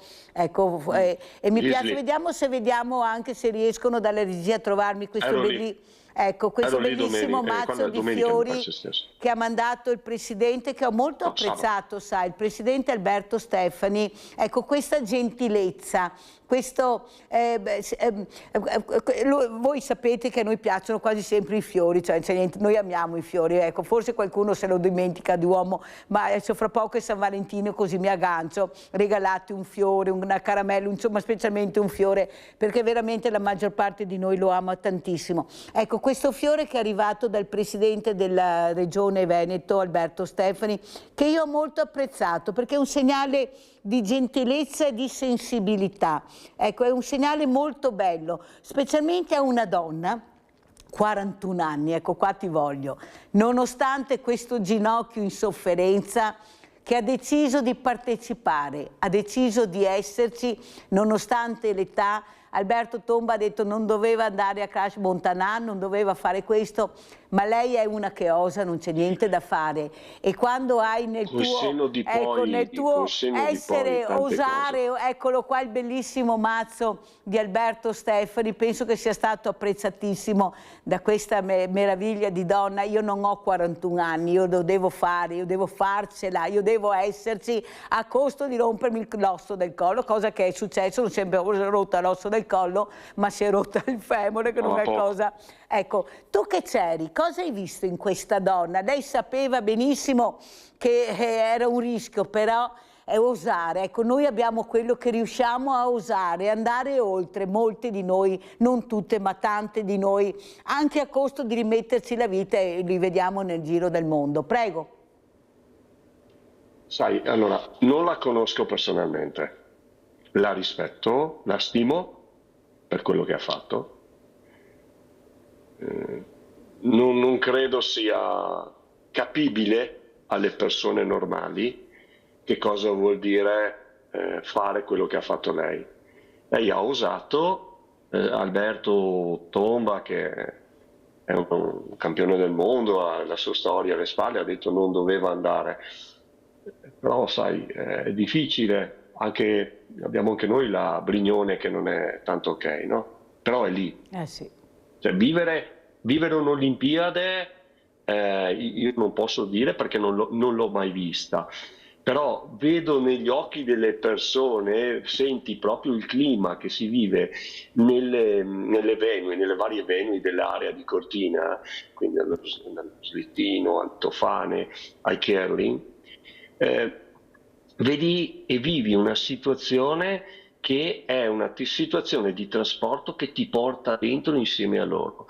Gli atleti che trovi spostandoti con i bus che la Regione Veneto e non solo hanno creato un sistema spaziale efficientissimo. Infatti suggerisco a chi vuole andare a vedere le gare, che ha i biglietti che ci sono ancora in offerta nei siti vari, di utilizzare non i propri mezzi, ma di prendere gli autobus che sono forniti dal sistema, che ci sono 4 autobus all'ora, vai dappertutto e sei collegato.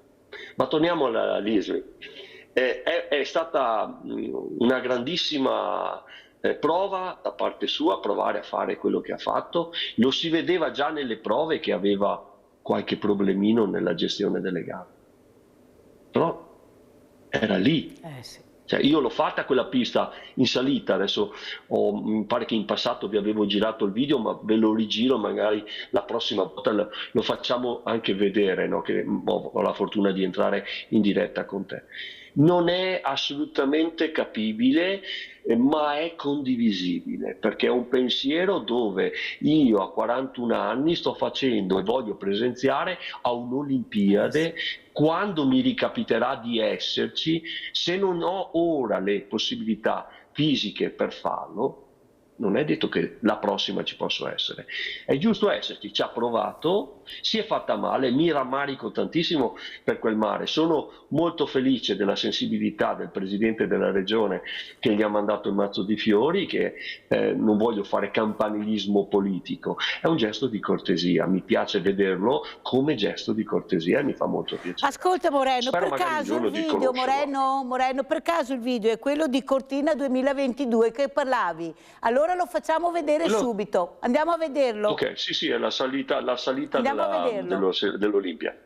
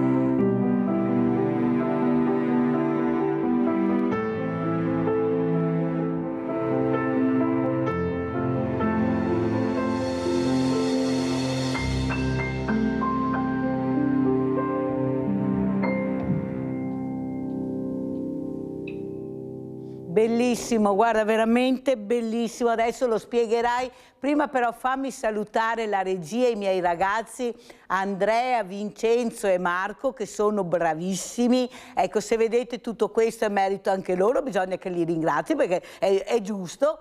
Ogni tanto me lo ricordano anche, devo dire, specialmente Andrea. Però devo dire la verità che vedere anche queste immagini, loro sono giovani, fa piacere anche a loro capire la forza che diamo a questi giovani. Qualsiasi cosa vi capiti, guardate che ce la potete fare, siete vivi, ci siete. Però sentiamo Luciano da Desenzano. Luciano, ma hai visto che meraviglia di video questa mattina? Mirella, ciao, buongiorno all'ospite. Ho visto benissimo, bello. Mirella, io porto il nome e cognome del terzo figlio di mio nonno, mio padre era il quarto e poi la quinta femmina, ed è sepolto là in Germania. 2 figli aveva, la prima ha fatto 85 anni l'anno scorso. Niente, volevo dire, il mio primo nome è Guerrino, Mirella Guerrino, e il secondo Luciano. L'ho trovato in comune quando sono andato a fare i documenti a 40 anni. Niente, volevo dire, Mirella, hai detto se fossero le donne al comando non ci sarebbero le guerre, ma io sono un po' scettico perché io ho subito un po' da tutti. Io sono una persona piccola, buona, ho subito da uomini e da donne, sul lavoro, nella vita. Niente, volevo dirti però una piccola critica, Mirella.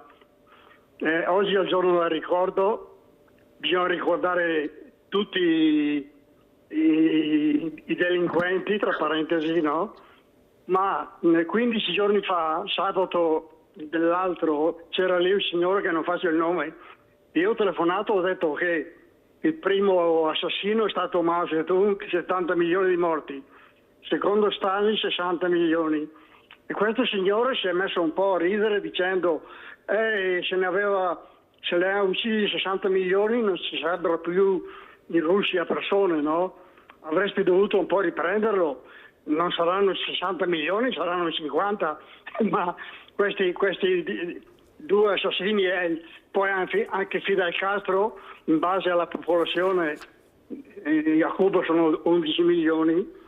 Volevo dire che c'è una parte politica purtroppo ancora, le foibe sono saltate fuori 20 anni fa, perché una parte politica nascondeva e vuole ancora oggi nascondere.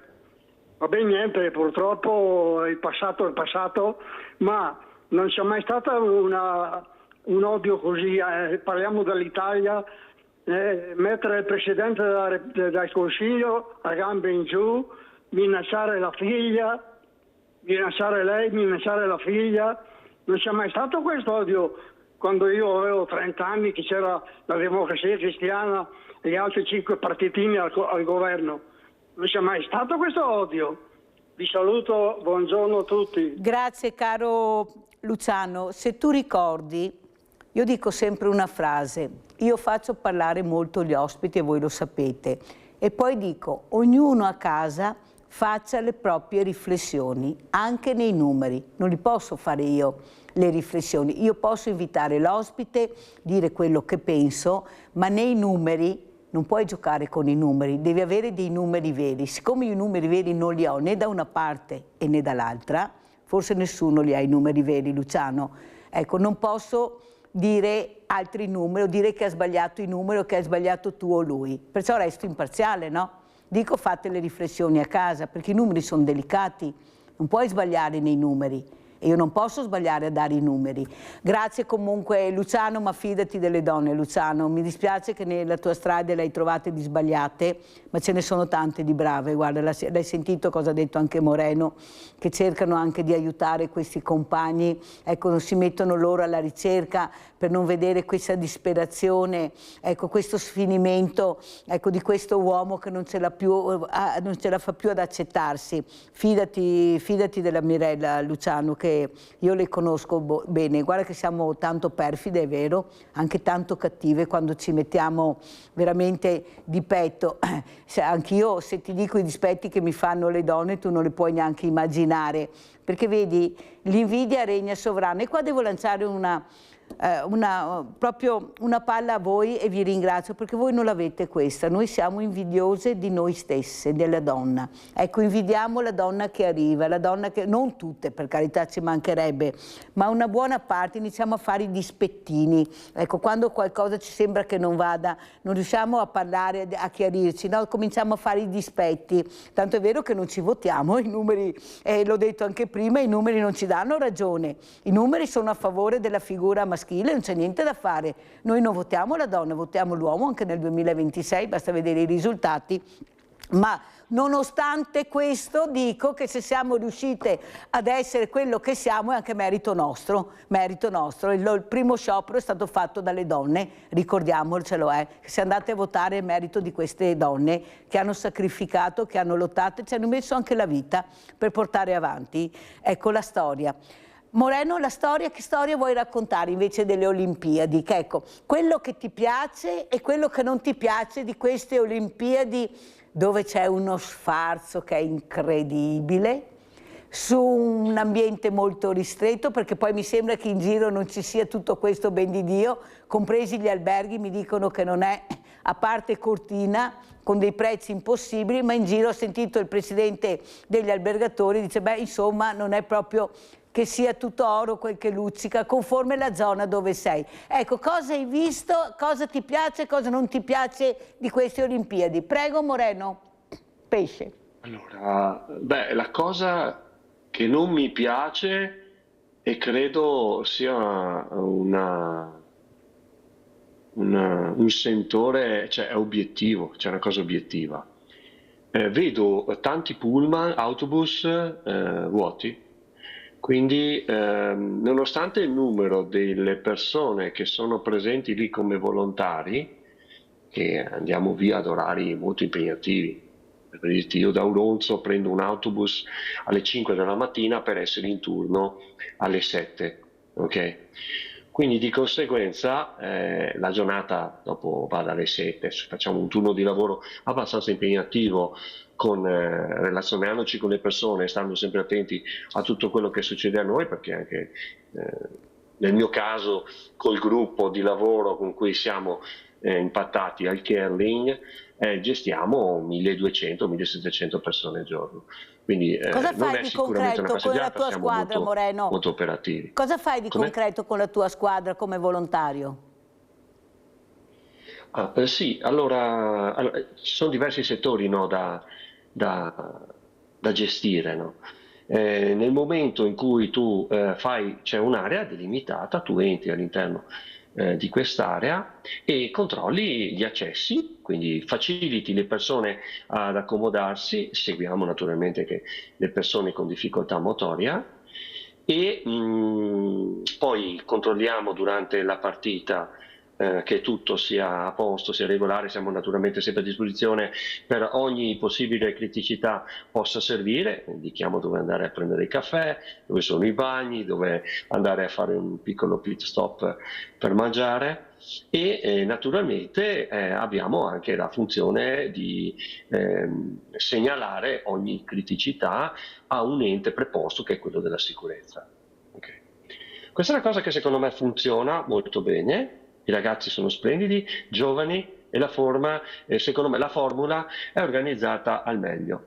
Questo da esterno, non sono nessuno per dirti sono più bravi da una parte, sono più bravi dall'altra. La mia prima esperienza la vivo in casa e mi sento molto soddisfatto di quello che sto vivendo, di quello che sto vivendo e vedendo. Okay.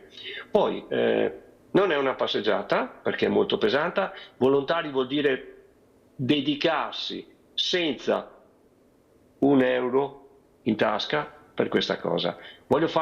Puntualizzo questa cosa, non ci sono soldi per i volontari, perché sento anche della gente che viene a dirmi ma vi danno i soldi, vi pagano. No, volontario è una persona che dedica del tempo, ferie mie personali, o delle altre persone che si dedicano perché credono nel vivere questa esperienza. Ecco, mi sento di dirti questa cosa.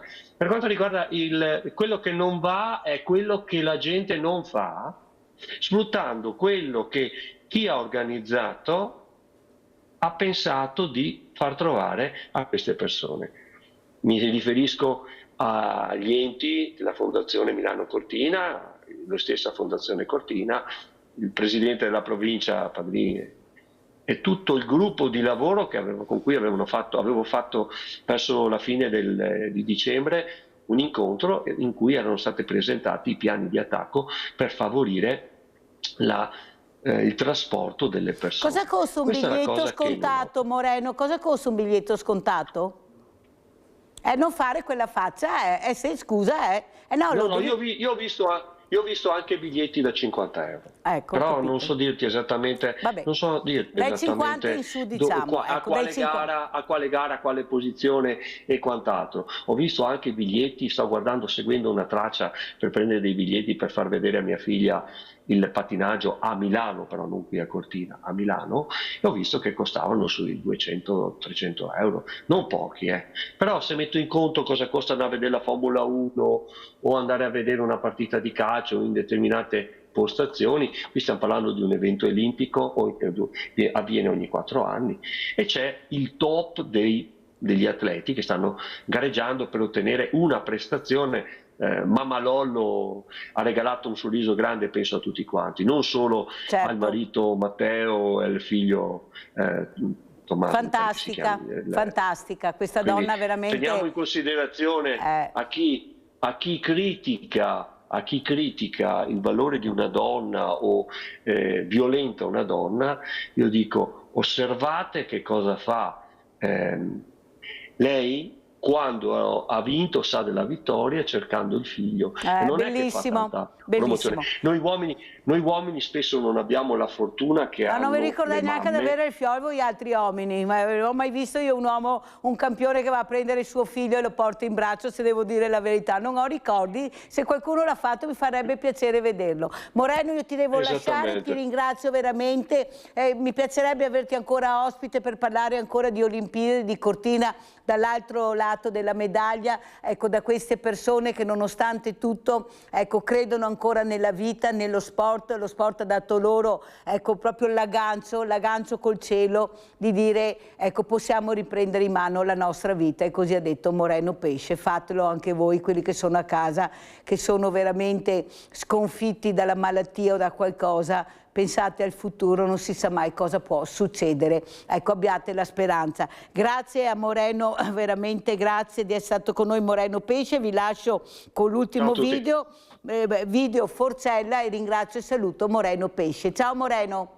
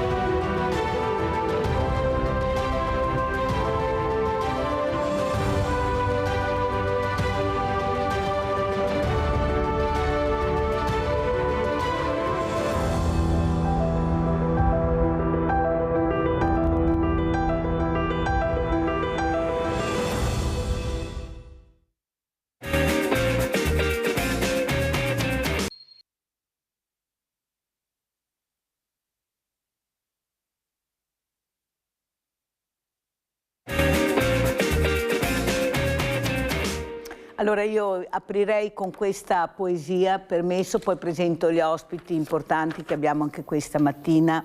Questa poesia di questo grande uomo che ho avuto la forza e la voglia soprattutto di capire l'importanza di conoscere una persona meravigliosa che era il professor Antonio Zappador, che ha scritto queste poesie. Una ve l'ho letta anche questa mattina, anche ieri mattina il ritorno. Adesso vi leggo Istria tricolore. Verde per la tua erba, bianca per la tua pietra, rossa per la tua terra, ancorché tu dovessi essere calpestata e insultata ancora dallo straniero. Tu, mia diletta e amata Istria, sarai sempre tricolore per l'eternità. Io ringrazio il figlio, Gianni Zappador, che mi ha portato queste poesie, sono onorata di leggerle e sono onorata di ricordare anche questo uomo, questo esule, in una giornata così terribile, nei ricordi e nelle immagini che noi vediamo. Perciò io ringrazio tantissimo la Presidente dell'Istituto Dante Alighieri di Treviso, Maria Giuseppina Vincitorio. Grazie Presidente di essere qui. Ringrazio e saluto anche Massimiliano Spagnol, Comitato 10 febbraio. Grazie anche lei, grazie.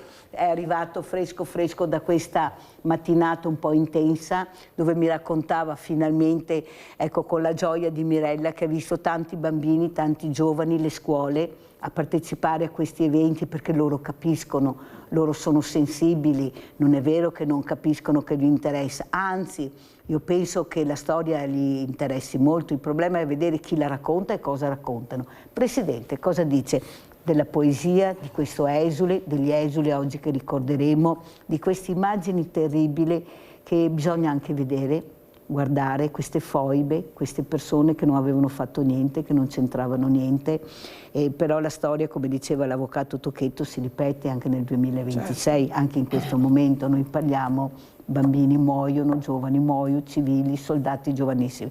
Prego Presidente. Sì, io vorrei un attimo ricordare la figura di Antonio Zappador, che ho avuto modo di conoscere perché è stato il Presidente della Società Dante Alighieri Comitato di Treviso per tantissimi anni. Io sono stata la sua vicepresidente e così mi commuove un po' l'idea che queste poesie che io avevo trascritto, perché lui le aveva scritte direttamente a mano, io avevo passato al computer, siano riemerse. E quindi sono poesie a cui lui teneva tantissimo, in quanto era legatissimo alla sua Istria. È nato a Verteneglio, vicino Pola, nel 1924 e ha sempre raccontato anche durante le sue conferenze questa sua vicenda personale di esule, una vicenda che ha avuto anche dei tratti avventuristici, perché è sfuggito alla cattura da parte delle forze dei Titini. Poi c'è anche in queste poesie molto forte la nostalgia per la terra lasciata e anche questo rapporto con sua madre, per cui dopo tutte queste vicende è venuto a Trieste, è stato accolto a Trieste e è stato prima maestro di scuola elementare e poi docente di lingue delle scuole medie. Quindi direi che in questo periodo era molto attivo e quindi è stato sempre molto invitato come rappresentante dei dalmati, degli esuli dalmati, a tenere conferenze e credo che sia importante trarre da questa sua esperienza e da questa sua testimonianza il senso della memoria e dell'importanza della memoria. Quindi la giornata del ricordo, insieme con il momento della Shoah che è già passato nel 27 gennaio, credo che sia importante per i giovani ricostruire la storia al di là delle ideologie e cercando di dare una corretta informazione e una lettura storica delle vicende. Certo sono momenti molto tragici in cui italiani e anche non italiani sono stati soffocati e quindi hanno dovuto, sono stati anche maltrattati, le donne violentate, stuprate. Sono però quegli episodi che sono presenti nelle guerre e sono presenti quando ci sono i nazionalismi eccessivi e c'è un senso della incapacità di dialogare tra etnie diverse, tra popoli diversi. Pensiamo che prima di queste vicende gli slavi e gli italiani convivevano in maniera serena, poi le vicende della guerra, quindi la violenza e i soprusi e il potere che prevale di un popolo su un altro popolo distrugge anche quelli che sono i valori essenziali. E le storie anche recenti, quella che abbiamo visto. Sì. Allora sentiamo anche Massimiliano Spagnol, cosa è successo questa mattina, cosa ha visto. Vabbè. Prego. Buongiorno a tutti e grazie ancora veramente per l'invito. Questa mattina abbiamo commemorato come Comitato 10 febbraio uno dei tanti eventi, perché il Comitato 10 febbraio in Veneto fa circa 80 manifestazioni che si concluderanno circa a metà marzo. Patrocinata questa mattina dal comune di Treviso, dalla provincia di Treviso, in Piazza Pola. Piazza Pola rappresenta un po' per la città un qualcosa dedicato ormai da 30 anni a questa giornata, perché nel 94 è stata messa una targa in ottone, perché nel 99 alcuni esuli chiesero di rialzare quella targa perché i bambini, insomma, giocando calpestavano, è vicino a una fontana storica dei primi del Novecento, per cui c'è un bellissimo marmo d'Istria e devo dire la verità, quel marmo d'Istria ha passato anche le sofferenze dei nostri connazionali, perché quel marmo negli anni è stato preso a martellate, è stato bruciato, è stato scritto con la vernice rossa, per cui insomma, racconta un po' il martirio e purtroppo l'ideologia. L'ideologia che dovrebbe essere, come ha detto la Presidente, un po' sdoganata. Noi in Italia purtroppo siamo, a mio avviso, l'unica nazione in Europa che non è ancora riuscita a chiudere queste cicatrici, queste pagine del passato. Ogni volta che ci si trova, tra un po' sarà il 25 aprile, ricominceranno 15 giorni di schermaglie. I fatti sono fatti e secondo me bisogna riuscire a riappacificare gli animi perché ormai sono fatti di oltre 80 anni. Questa mattina, devo dire la verità, rispetto agli altri anni la novità è che sono arrivate le scuole. Per cui che la cosa più bella, la cosa più interessante è la continuità di un qualcosa che viene trasmesso ai giovani. C'erano le associazioni d'Arma, c'era un po' consiglieri comunali, provinciali, devo dire la verità, alcuni anziani che si trovano sempre lì, nessuno li avvisa per telefono, vedono l'annuncio, arrivano col loro fiore in maniera molto rispettosa. Ma devo dire la verità, questa è una delle cose più belle, cioè aver avuto le scolaresche. Ma non solo questo, mi riallaccio prima a quanto avete detto. Noi quando come Comitato 10 febbraio andiamo nelle scuole teniamo non delle lezioni, perché non siamo dei docenti, portiamo gli esuli, questi esuli ancora in vita raccontano quello che hanno subito di prima persona. Ecco, io devo dire la verità, non c'è un bambino che ride, un bambino che gioca, non c'è, sono dei ragazzi molto concentrati, molto presi, e passa l'ora, a volte ne passano anche 2, non si muove niente, nessuno. E quindi questo fa un po' il paragone, che probabilmente quando un qualcosa viene raccontato, viene trasmesso e dall'altra parte un ragazzo lo recepisce, lo assorbe, non deve giocare col telefono, perché è proprio preso, perché capisce, perché comprende, ed è qua che il risultato, tra virgolette, ottenuto, perché abbiamo fatto aprire quello che si chiama la coscienza. Presidente, quello che traspare anche questa mattina è quello che ho sentito anche dall'avvocato Tocchetto, che sicuramente di destra non è, anzi ha detto io non voterò mai destra, però ha detto una cosa importante, ha detto sarebbe ora che tutti ci sedessimo attorno a un tavolo per raccontare questa storia. non per litigare o per sopprimere o nascondere, però ognuno con la propria versione, con i propri numeri, con la propria storia. Non pensa, Presidente, visto quello che ha detto adesso Spagnol, che questi bambini, questi ragazzi che amano la pace, io non vedo ragazzi che amano la guerra, o ragazze, cioè vedo tutti che anzi protestano per le guerre, forse dovremmo ascoltarli di più, hanno bisogno di questi insegnamenti, di questi tavoli, magari partecipare anche loro, dire quello che pensano, però bisogna avere i numeri giusti, non bisogna dare i numeri, bisogna dare dei numeri corretti. Prima un telespettatore mi ha detto che lei doveva riprendere quella persona che era ospite e che ha dato dei numeri, io ne avevo dati altri. Io ho risposto, io non posso dare dei numeri sbagliati e non posso intervenire perché nessuno ha i numeri giusti, non li ha nessuno, la storia non ha dei numeri dove tu puoi dire io ho questi, no, ognuno può dare i propri numeri, ma la verità non la sappiamo. Cos'è la verità nel 2026 di questa storia, Presidente? Allora, la verità, credo che la verità oggettiva assoluta non esista. C'è sempre sia anche i dati, quelli più asettici, vengono sempre interpretati. Per cui a seconda della propria storia e del proprio modo di vedere il mondo c'è un'interpretazione della realtà e un'interpretazione anche dei numeri. I numeri non sono mai asettici perché noi siamo persone e quindi ogni persona lo interpreta.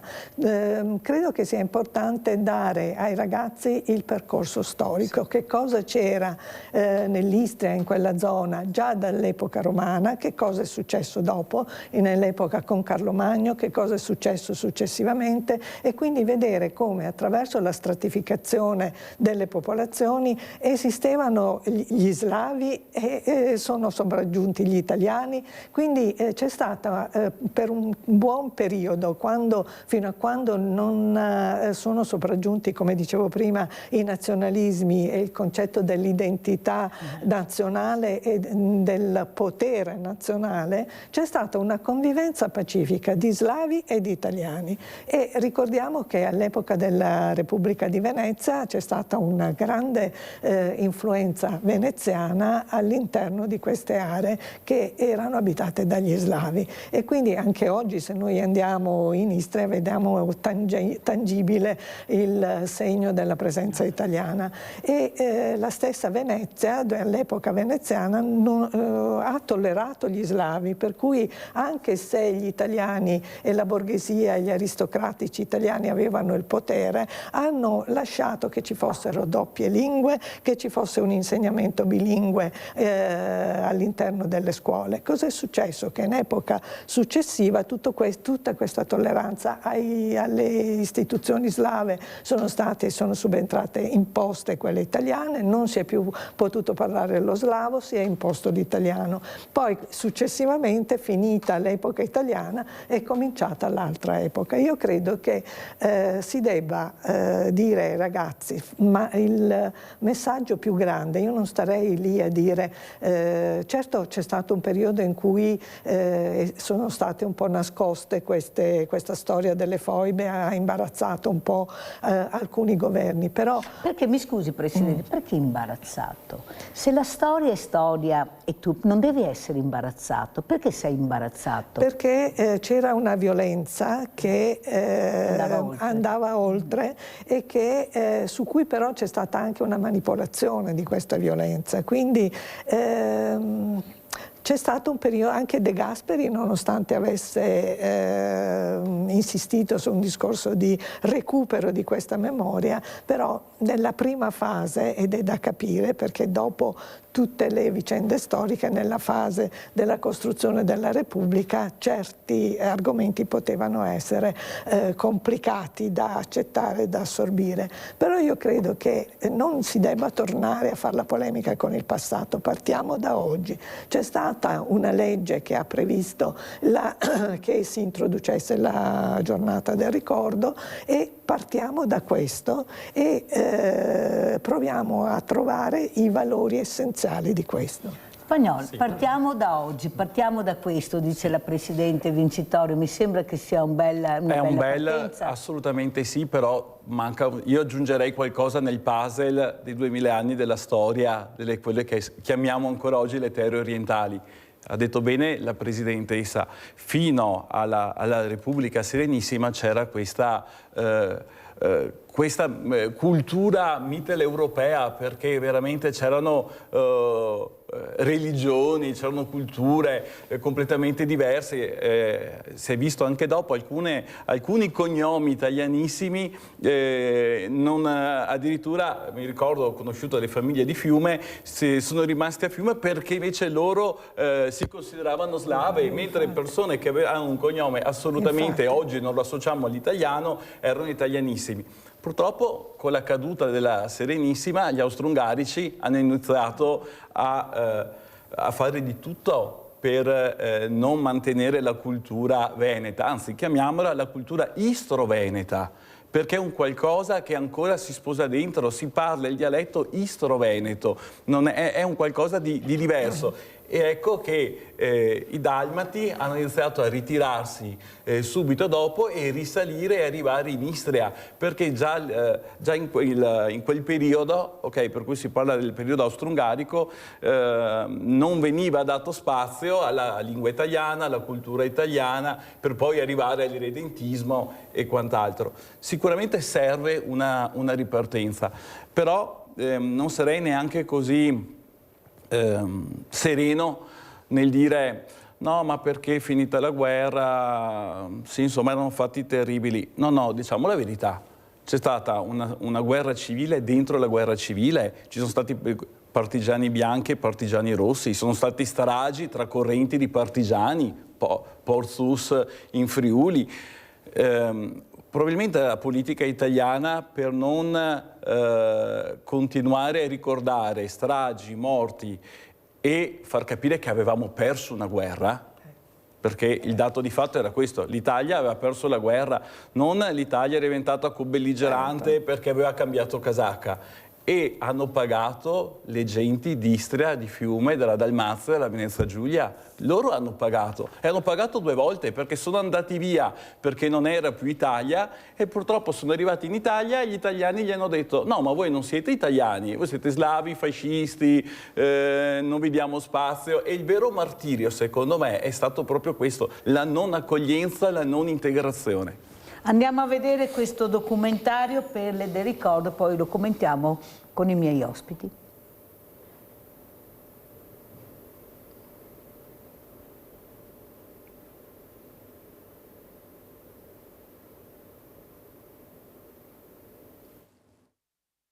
Mi disse quelli a lotta, fu imperatrice di molte favelle.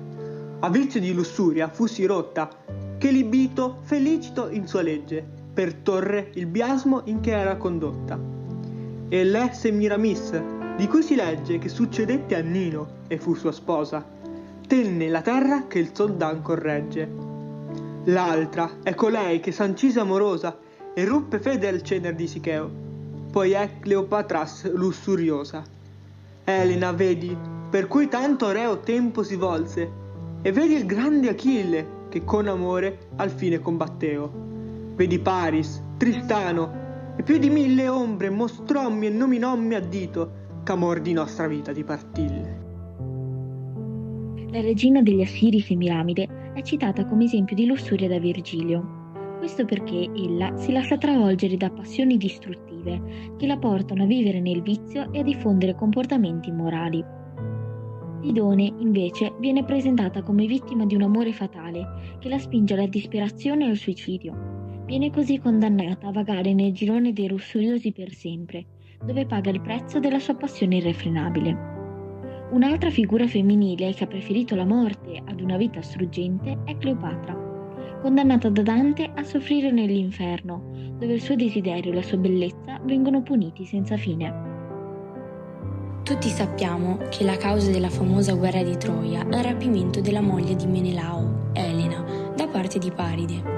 In questo canto Elena rappresenta il potere che ha l'amore su noi umani, la sua capacità di travolgerci e di offuscare la nostra mente, rendendoci vittime di un sentimento così forte. Altra figura che condanna Dante è Achille, l'invincibile eroe greco, di cui alcune leggende narrano che, vinto dall'amore per Polissena, figlia di Priamo, venne ucciso a tradimento dal fratello di lei, Paride. Ultimo personaggio citato da Virgilio nel suo discorso è Tristano, cavaliere della tavola rotonda, che è stato ucciso da suo zio per essersi innamorato della moglie. Siede la terra dove nata fui, sulla marina dove il Po discende, per aver pace co seguaci sui.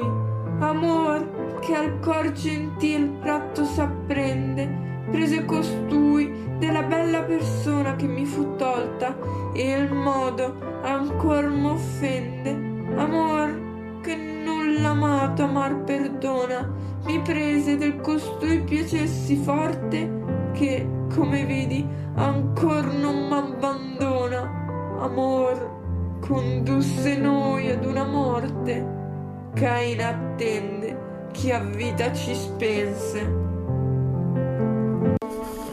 Mi chiamo Fiore, sono nata a Grisignana d'Istria nel settembre del 1947. E i primi giorni che sono arrivata a Padriciano, siamo arrivati in un giorno di pioggia, di nebbia, siamo entrati da un cancello, siamo entrati in questo grande spiazzo e non c'erano alberi, non c'era niente. Era molto difficile difendersi da quella situazione così precaria. Quel freddo del 56 è stato un freddo che è passato negli annali, un inverno terribile, e all'interno del box era sotto zero. E mia sorella praticamente in una notte ha preso talmente tanto freddo che è stata irrecuperabile. Quando ci siamo accorti abbiamo chiamato l'ambulanza, ma non c'era più niente da fare. Marinella era morta di freddo.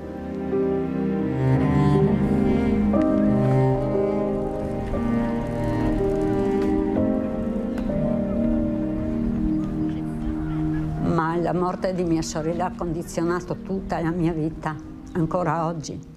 La morte di mia sorella ha fatto sì che io, avendo sviluppato l'idea di avere un bambino, avrei cercato solo Marinella. Non ho avuto figli perché avrei cercato sempre e solo Marinella, e non era giusto per Marinella, per darle pace, ma non era giusto neanche per un bambino o una bambina che sarebbe arrivata. Marinella l'ho cambiata, gli ho dato il biberon, Marinella mi sorrideva e Marinella c'è ancora. Marinella c'è ancora.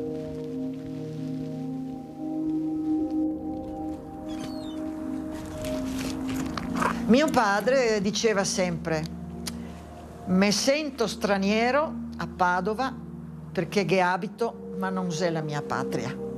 Me sento straniero quando vado a Zara perché è la mia patria, la mia città, ma non la è più mia. Nella città di Pola, quando sono andato, come non fossi mai andato via. Però a casa mia non ho mai avuto il coraggio di metterci piede. Perché lì era la mia anima, era lì dentro. E non avrei potuto incontrare il padrone di casa mia. Passare il confine, allora si diceva adesso ripasso quel confine, rifare diciamo la strada che avevamo fatto con la mamma e la sorella a piedi, c'erano dei rischi al confine, tanto che al confine quando sono arrivata avevano un libretto nero e controllavano e scartabellavano. Quando hanno visto scritto il cognome Giacca, nata a Stridone, hanno cominciato a scartabellare, andare avanti e indietro da un ufficio all'altro. Diciamo che ci sono stati momenti di panico, anche perché erano momenti in cui in effetti c'erano ancora delle sparizioni, anche in quegli anni. Allora, la storia, come avete visto e sentito, raccontata dai giovani, con l'intelligenza artificiale, la prima parte, grazie alla Presidente Vincitorio che mi ha portato questo. Pensate cosa riescono a fare i giovani se li lasciamo lavorare e raccontare la storia. Questi giovani se la ricorderanno per sempre, quello che hanno fatto, anche se con l'intelligenza artificiale. E poi l'altra realtà, raccontata dai diversamente giovani, che non hanno odio, si parlava prima con la Presidente, non hanno rancore, stanno raccontando un'esperienza tragica vissuta, che è dentro di loro, non passerà mai. Come diceva Liliana Segre, ma abbiamo sentito anche questa donna, questa bambina che rimane sempre, non si cancella, non puoi cancellare questa bambina. Prego, Presidente, e la ringrazio ancora per quello che mi ha mandato. Allora, intanto apprezzo molto l'abbinamento tra questa produzione dei giovani, tra l'altro si trattava del canto quinto dell'inferno della Divina Commedia, che parla proprio della violenza sulle donne, quindi il tema di fondo è sempre il discorso della violenza e il superamento di questa violenza, io direi anche attraverso la poesia, attraverso l'arte. E dall'altra parte anche la testimonianza di queste esuli che mi ricorda molto la testimonianza di Zappador, sempre per ritornare un po' alle persone che io ho contattato e con cui ho vissuto. A differenza della signora che parlava del problema dei confini, un problema che rimane e che si può allargare, che si può estendere anche ad altre situazioni nella realtà attuale, Zappador ha cercato sempre dove fosse questo suo luogo dove era nato, questo Verteneglio. Mi ricordo che ha mandato me in esplorazione per capire dove fosse anche il cimitero, perché aveva voglia di ritornare, di ritrovare la sua casa, poi alla fine siamo riusciti a localizzarla, e rivivere attraverso le testimonianze materiali quella che era stata la sua storia. Quindi è un po' il discorso dell'esule, di chi abbandona la propria terra e non si ritrova in nessuna, perché appunto, come diceva la signora, era straniero nella terra che è stata ma era straniero accolta, ma straniero anche quando ritorna, perché non ritrova più i suoi passi. Spagnol, lei è anche consigliere regionale, oggi è No, non sono consigliere regionale. Io sono uno dei 7 membri del direttivo nazionale del Comitato 10 febbraio. Ecco, spieghiamo bene sì, perché è importante. Sì. Oggi cosa succederà? Perché io so che di solito Silvano Olmi, ospite, oggi è ricevuto con tutto il comitato dal Sergio Mattarella, dal Presidente Mattarella, e l'ho sentito ieri, era molto emozionato. È un rispetto che questo grande Presidente, io lo dico, che se non ci fosse dovremmo inventarlo. Ecco, perciò grazie Presidente, dura 200 anni perché non sapremo mai come va a finire, visto che abbiamo 77 guerre in giro per il mondo, non dimentichiamolo. Ecco, cos'è oggi, la giornata di oggi, ecco, per il 10 febbraio? Beh, per la nostra associazione è una giornata di dolore. Devo dire la verità, io sono ancora un po' commosso per i filmati di prima, per entrambi, perché poi nel primo ci sono dei giovani che leggono un pezzo del canto di Dante, ma lo stesso Dante faceva chiudere i confini italiani a Pola, per cui anche là c'è sempre, no, un qualcosa che ti prende, che ti chiama. Poi Patriciano, anzi, se c'è qualche ascoltatore dall'altra parte che volesse delle informazioni in più, è un museo visitabile. È qui in Friuli, per cui secondo me se qualche telespettatore volesse andare c'è un numero di telefono, può prendere contatti, ci sono anche delle guide a spot a giorni. E fa capire anche le scuole, non sarebbe mica male. E fa capire quello che praticano le persone, il ricordo della signora che perse la sorellina morta di freddo, dice 1956. Nell'Italia c'era il grande boom economico e queste persone, esatto, e queste persone avevano la loro casa era una stanza con una corda e una coperta come divisorio, o uomini, donne con donne, e ci furono in quel periodo ancora tanti italiani che vivevano in Istria che non potevano ancora avere il pass per tornare in Italia. Alcuni morirono anche fino ai primi anni 60. Questa è una cosa triste. Per il Comitato noi lo sentiamo un po' come una missione. Noi siamo tutti volontari, è un'associazione apartitica e apolitica. Ci occupiamo di questo tutto l'anno, non ci occupiamo di questo in un giorno o l'altro. Quest'anno, ad esempio, il 18 agosto ricordano gli 80 anni della strage di Vergarolla, per cui 1946 era ancora Italia, morirono circa 100 persone e anche qua i numeri non ci sono, perché quando si parla di corpi polverizzati, nebulizzati, mai trovati, nelle foibe quante sono? La Slovenia ha una cartografia? No. Magari qualcuno in paese sa che da qualche parte c'è una foiba, ma non parlano. Poi parliamo di foibe in Istria, ma in Dalmazia non c'è la cavità carsica, la foiba è una cavità carsica. Gli italiani venivano annegati, perché con quel bellissimo mare azzurro, blu, dove noi andiamo in ferie oggi, dobbiamo pensare che lì venivano annegati i zaratini, vennero annegati i nostri connazionali, perché i partigiani titini cercarono il modo più veloce, più sbrigativo per slavizzare completamente l'area. Andiamo a vedere ancora queste perle del ricordo, proprio per il ricordo di queste vittime che non ci sono più.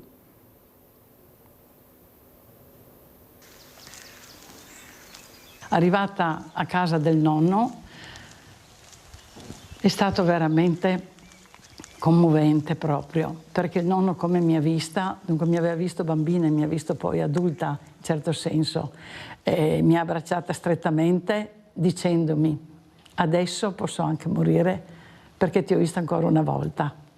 Ecco, e dopo un anno il nonno è morto.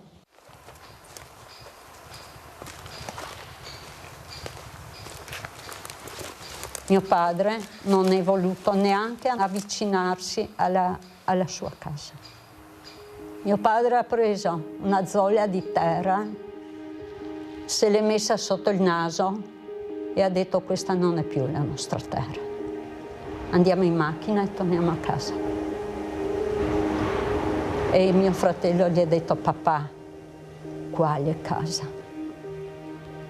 Noi non abbiamo più una casa. Quella era la nostra casa.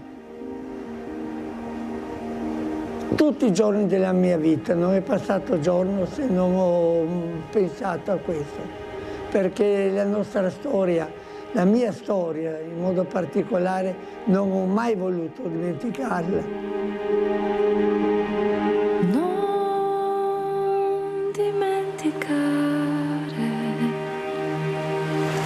la storia, i nostri giorni, ogni respiro, ogni segno è vissuto.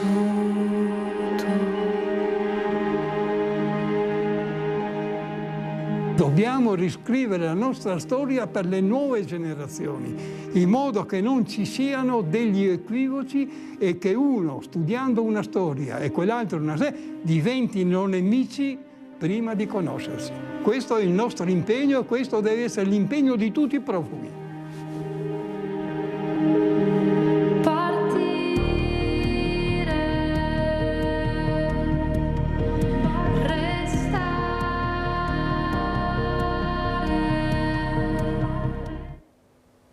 Abbiamo Paola da Campo San Piero. Veloce Paola, ciao. Sì, ciao, 20 minuti che aspetto, ciao Mirella. Allora, volevo dire una cosa, soprattutto a quel signore che era telefonata prima. Allora, 60.000 morti Stalin, e che se vada intanto qualche documentario della storia, ecco. Ho visto un fatto cartone animato su ghetto di Praga, penso sia, no Praga, forse era in Polonia, ecco, che raccontava la storia delle ultime 30 persone che cercavano di salvarsi.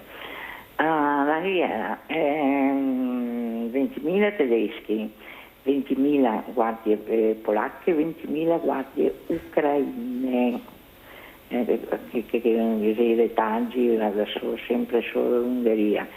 Ecco, 20.000 guardie ucraine. Nell'ultimo remarque del film La fuga da Sobibor, campo di concentramento in Ucraina, i Scampani, non vi c'è più le guardie ucraine perché era politicamente corretto. Paola, devo chiudere perché non ho più tempo. Come avete visto, tante immagini, video, parole, storie, giovani. Presidente, come concludiamo? Spagnol si è anche commosso, sono giornate importanti, ricordi importanti, specialmente se raccontate da queste figure a noi tanto care, che sono diversamente giovani. Ecco, io li adoro, è una fortuna che li abbiamo, sennò la storia non ci sarebbe. Presidente, allora, velocissima. Velocissima, io dico il dolore e la sofferenza di chi ci ha preceduto deve essere trasmesso e deve diventare patrimonio e memoria per i giovani, però deve essere anche un patrimonio e una memoria per i potenti, perché i meccanismi sono sempre gli stessi e se li analizziamo non dobbiamo analizzarli solo per i giovani, dobbiamo analizzarli per tutti. Spagnol, come chiudiamo? Allora, oltre a ringraziarla per l'invito, dico sempre questo: ricordiamoci almeno quando andiamo da semplici vacanzieri a chiamare le città con il loro nome. Io mi sforzo sempre a dire sono andato a vedere Fiume, sono stato a Capodistria, che poi, che ne so, la piazza di Capodistria è ancora titolata Tito. Non pensiamo solo a quello che è il marketing pubblicitario, le agenzie turistiche ci vendono. Cerchiamo di scoprire, perché basta solo stare lì e vedere che le pietre ci parlano di quei ricordi. È un dovere di tutti ricordare. Grazie, grazie veramente anche a Massimiliano Spagnoli. Adesso chiudiamo con questa bellissima canzone di Sergio Endrigo che fa ricordare cosa è successo e come ha vissuto l'esule questa storia. Grazie.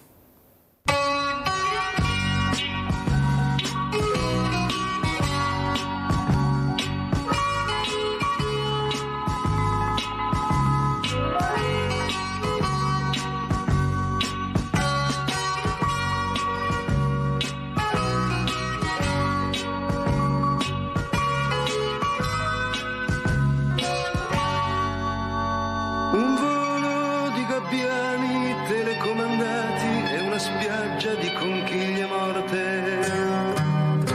Nella notte una stella d'acciaio confonde il marinaio. Strisce bianche nel cielo azzurro per incantare e far sognare i bambini. La luna è piena di bandiere senza vento. Che fatica essere uomini.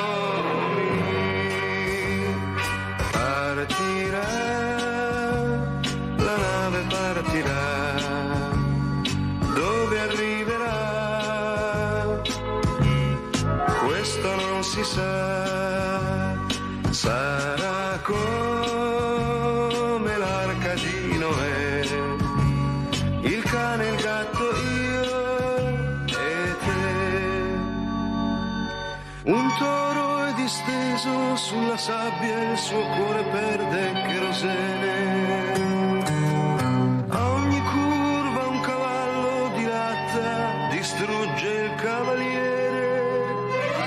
Terra e mare, polvere bianca, una città si è perduta nel deserto. La casa è vuota, non aspetta più nessuno. Che fatica essere uomini. Partirà, la nave partirà, dove arriverà?